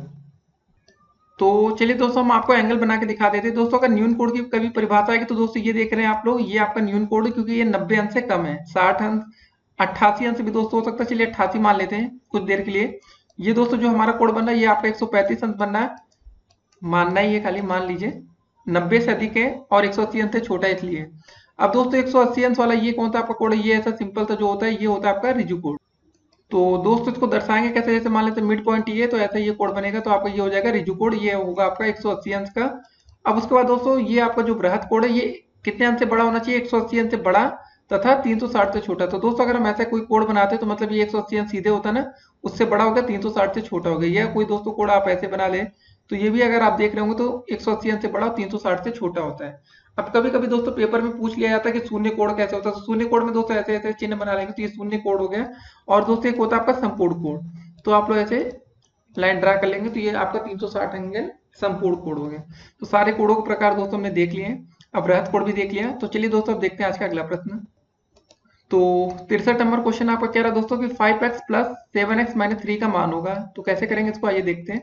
5x है प्लस का ब्रैकेट में 7x माइनस का 3, कुछ नहीं है, ब्रैकेट ओपन करेंगे दोस्तों, सब में प्लस का चिन्ह, कोई चेंजेस नहीं होगा। 5x प्लस का 7x माइनस का 3, 7 और 5 दोस्तों जोड़ देंगे तो कितना हो जाएगा आपका 12x माइनस का 3। बस यही आपका उत्तर हो जाएगा। देखते हैं दोस्तों कौन सा विकल्प आपका सही होना चाहिए। विकल्प नंबर सी आप देख रहे होंगे, 12x माइनस का 3, ये आपका सही आंसर है। अब देखते हैं आज का अगला प्रश्न। तो 64 नंबर क्वेश्चन दोस्तों क्या रहा हमारा, इसको गुणा करना है 2.4, ठीक है, गुणे में दोस्तों क्या है आपका 0.5, बस 0.5 से गुणा कर देना, 5 चौके 20 का 0, 5 दूनी 10 तो 12, ठीक है, बस इतना हो गया। अब दशमलव दोस्तों गिन लीजिए, एक अंक ये, एक अंक 2 अंक पर लगाना, मतलब 1.20। तो विकल्प नंबर आपका देख रहे होंगे आप लोग, यहाँ पर बी दे रखा है 1.20, इसी को टिक मारेंगे और आगे बढ़ेंगे। बस सिंपल सा गुणा करना था। ये क्वेश्चन दोस्तों पूछे गए क्वेश्चन थे जो आपके स्क्रीन पे इस समय शो हो रहे हैं। जी हाँ दोस्तों, ये प्रश्न आपका पूछा जा चुका है, तो इसको हल्के मत लीजिएगा कि गुणा आता है एक नए पेपर में। तो अब देखते हैं आज का अगला प्रश्न। तो दोस्तों 65 नंबर हमारा क्वेश्चन क्या रहा है कि कौन सा जोड़ा एक दूसरे का व्युत्क्रम है। भाई व्युत्क्रम का मतलब क्या हो गया दोस्तों, पहले ये समझिए, जैसे अगर ये लिखा है 1/5, इसका व्युत्क्रम दोस्तों हो जाएगा 5/1, बस ऐसा। तो इस पहला विकल्प आप देख रहे होंगे, लिखा है कि 1/3 और 3/9। दोस्तों जरा इसको हम डिफाइन कर लेते हैं, 1/3 और 3/9 लिखा है ना, इसको जरा भाग भी कर लेते हैं, 3 एकम 3, 3 त्रिका 9, तो दोनों एक तरफ, मतलब क्या लिखा है 1/3 बराबर 1/3, तो ये जोड़ा व्युत्क्रम तो है नहीं, तो ये तो गलत हो गया। तो दोस्तों यहाँ देख रहे होंगे 5/10, तो 5 एकम 5, 5 दूनी 10, ये तो गलत हो गया। सी वाला विकल्प दोस्तों जरा देखिए आप लोग, लिखा है 5/6 और 6/5, क्या ये व्युत्क्रम है? इसको जरा देखिए, 5/6 लिखा है और बराबर 6/5, तो दोस्तों देख रहे होंगे ये उल्टा हो गया ना व्युत्क्रम। तो जी हाँ दोस्तों, ये बिल्कुल राइट आंसर है आपका, इसको आप लोग टिक मारेंगे। और दोस्तों एक ही विकल्प में कभी 4 विकल्प में 2 क्वेश्चन सही नहीं होंगे, जैसे लास्ट वाला विकल्प है 4/8 बराबर 1/2, इसको भाग करेंगे 4 एकम 4, 4 दूनी 8, मतलब 1/2 बराबर 1/2, तो ये व्युत्क्रम तो हुआ नहीं ना। बस वही चीज दोस्तों लिखी थी, कौन सा जोड़ा एक दूसरे के व्युत्क्रम में, मतलब अगर कभी दोस्तों ऐसे लिखा रहेगा 2, तो इसका व्युत्क्रम हो जाएगा 1/2, यहाँ बटे में 1 मान लेते हैं, तो ये तिरछा, ठीक है, इसको देख लेंगे। आइए अब देखते हैं आज का अगला प्रश्न। तो दोस्तों 66 क्वेश्चन नंबर क्या है कि 80 और 90 के बीच अभाज्य संख्या है। कौन कौन सी दोस्तों? देखिए पहला विकल्प देखिए, अभाज्य संख्या किसको कहते हैं, इसको एक बार और डिफाइन कर देते हैं। अभाज्य संख्या वे संख्या होती है जो केवल दोस्तों खुद से कट जाए और एक से कटे। जैसे सबसे छोटी हमारी अभाज्य संख्या 2 होती है, क्योंकि दोस्तों ये एक से कटती है और 2 से कटती है। उसके बाद दोस्तों जो दूसरी सबसे छोटी अभाज्य संख्या होती है वो 5 होती है, 3 भी होती है वैसे, 1 5 3 भी होती है, ऐसी बात नहीं, नहीं तो आप लोग कहेंगे 3 होती है कि नहीं। ठीक है, तो दोस्तों यहाँ पर देखिए 81 किससे कटता है, 9 9 81, तो 9 से भी कट रहा है, 3 से भी कट जाएगा, मतलब ये तो बाहर हो गया। और ये वाला तीसरा विकल्प, इसमें भी क्या थी, इसको बाहर कर दीजिए। अब दोस्तों आता है कि 83 कटती है कि नहीं, किसी से नहीं कटती। अब बात आती है दोस्तों 87, 3 से काट के देखिए जरा, 3 दूनी 6, 3 9 27, तो ये भी कट गई। तो दोस्तों हमारा जो चौथा विकल्प होगा वो अपने आप से ही हो जाएगा, 83 और 89। ये होंगे दोस्तों 80 और 90 के बीच की अभाज्य संख्या है। तो हमारा सही आंसर क्या है, 83 और 89। अब कोई याद तो रखता नहीं, लेकिन इतना तो दोस्तों ट्राई कर लेते हैं कि कौन संख्या किससे कट रही है। ठीक है, अब देखते हैं आज का अगला प्रश्न। तो दोस्तों 66 क्वेश्चन नंबर है कि निम्नांकित में से 5 से विभाज्य संख्या है, ये पूछा गया है। देखिए दोस्तों कोई भी संख्या 5 से तब कटेगी जब लास्ट में दोस्तों या तो 0 आए या तो 5 है। जैसे दोस्तों अगर 10 लिखा होगा तो 5 दूनी 10, 2 बार में कटेगा ना, 5 से कट जाएगा ना ये 2 बार में। अब दोस्तों लास्ट में 15 आएगा तो 5 से काटेंगे तो 3 बार में कटेगा। अब दोस्तों चाहे जितनी बड़ी संख्या लिख लीजिए, जैसे यहाँ लिख लीजिए 490000 या कुछ भी, अब ये 5 से काटेंगे तो कट जाएगी आराम से। अब दोस्तों वैसे ही रही कि लास्ट में जैसे 419256 5, लास्ट में 5 कर देंगे दोस्तों, 5 से काटेंगे तो भी कट जाएगी। तो वही बात है दोस्तों, जो मतलब क्या लिखा है क्वेश्चन में कि निम्नांकित में से 5 से विभाज्य संख्या है। तो मतलब हमें देखना है कि लास्ट में 5 या 0 किस में आता है, तो विकल्प नंबर डी में आएंगे। और पहले 3 विकल्प में तो दोस्तों लास्ट में 5 है ही नहीं, तो अपने आप ये गलत हो जाएगा। तो सही विकल्प है विकल्प नंबर डी। ये प्रश्न भी पहले क्वेश्चन मतलब पिछले वर्षों में ये क्वेश्चन आ चुका है आपके पेपर में। अब देखते हैं आज का अगला प्रश्न। तो दोस्तों 68 नंबर क्वेश्चन क्या है कि 8/9 प्लस ब्रैकेट में -4/9, इसका मान पूछा गया है। क्या है 8/9, फिर दोस्तों बीच में प्लस का साइन है और माइनस का 4/9, इसका दोस्तों सॉल्व करना है। ठीक है, माइनस को हटा लेते हैं थोड़ी देर के लिए। 8/9 माइनस का 4/9, दोस्तों एलसीएम देख रहे हैं आप, नीचे दोनों आप में हर समान है, तो ये ऐसे कॉमन कर लेंगे ना, कुछ नहीं एलसीएम लेंगे।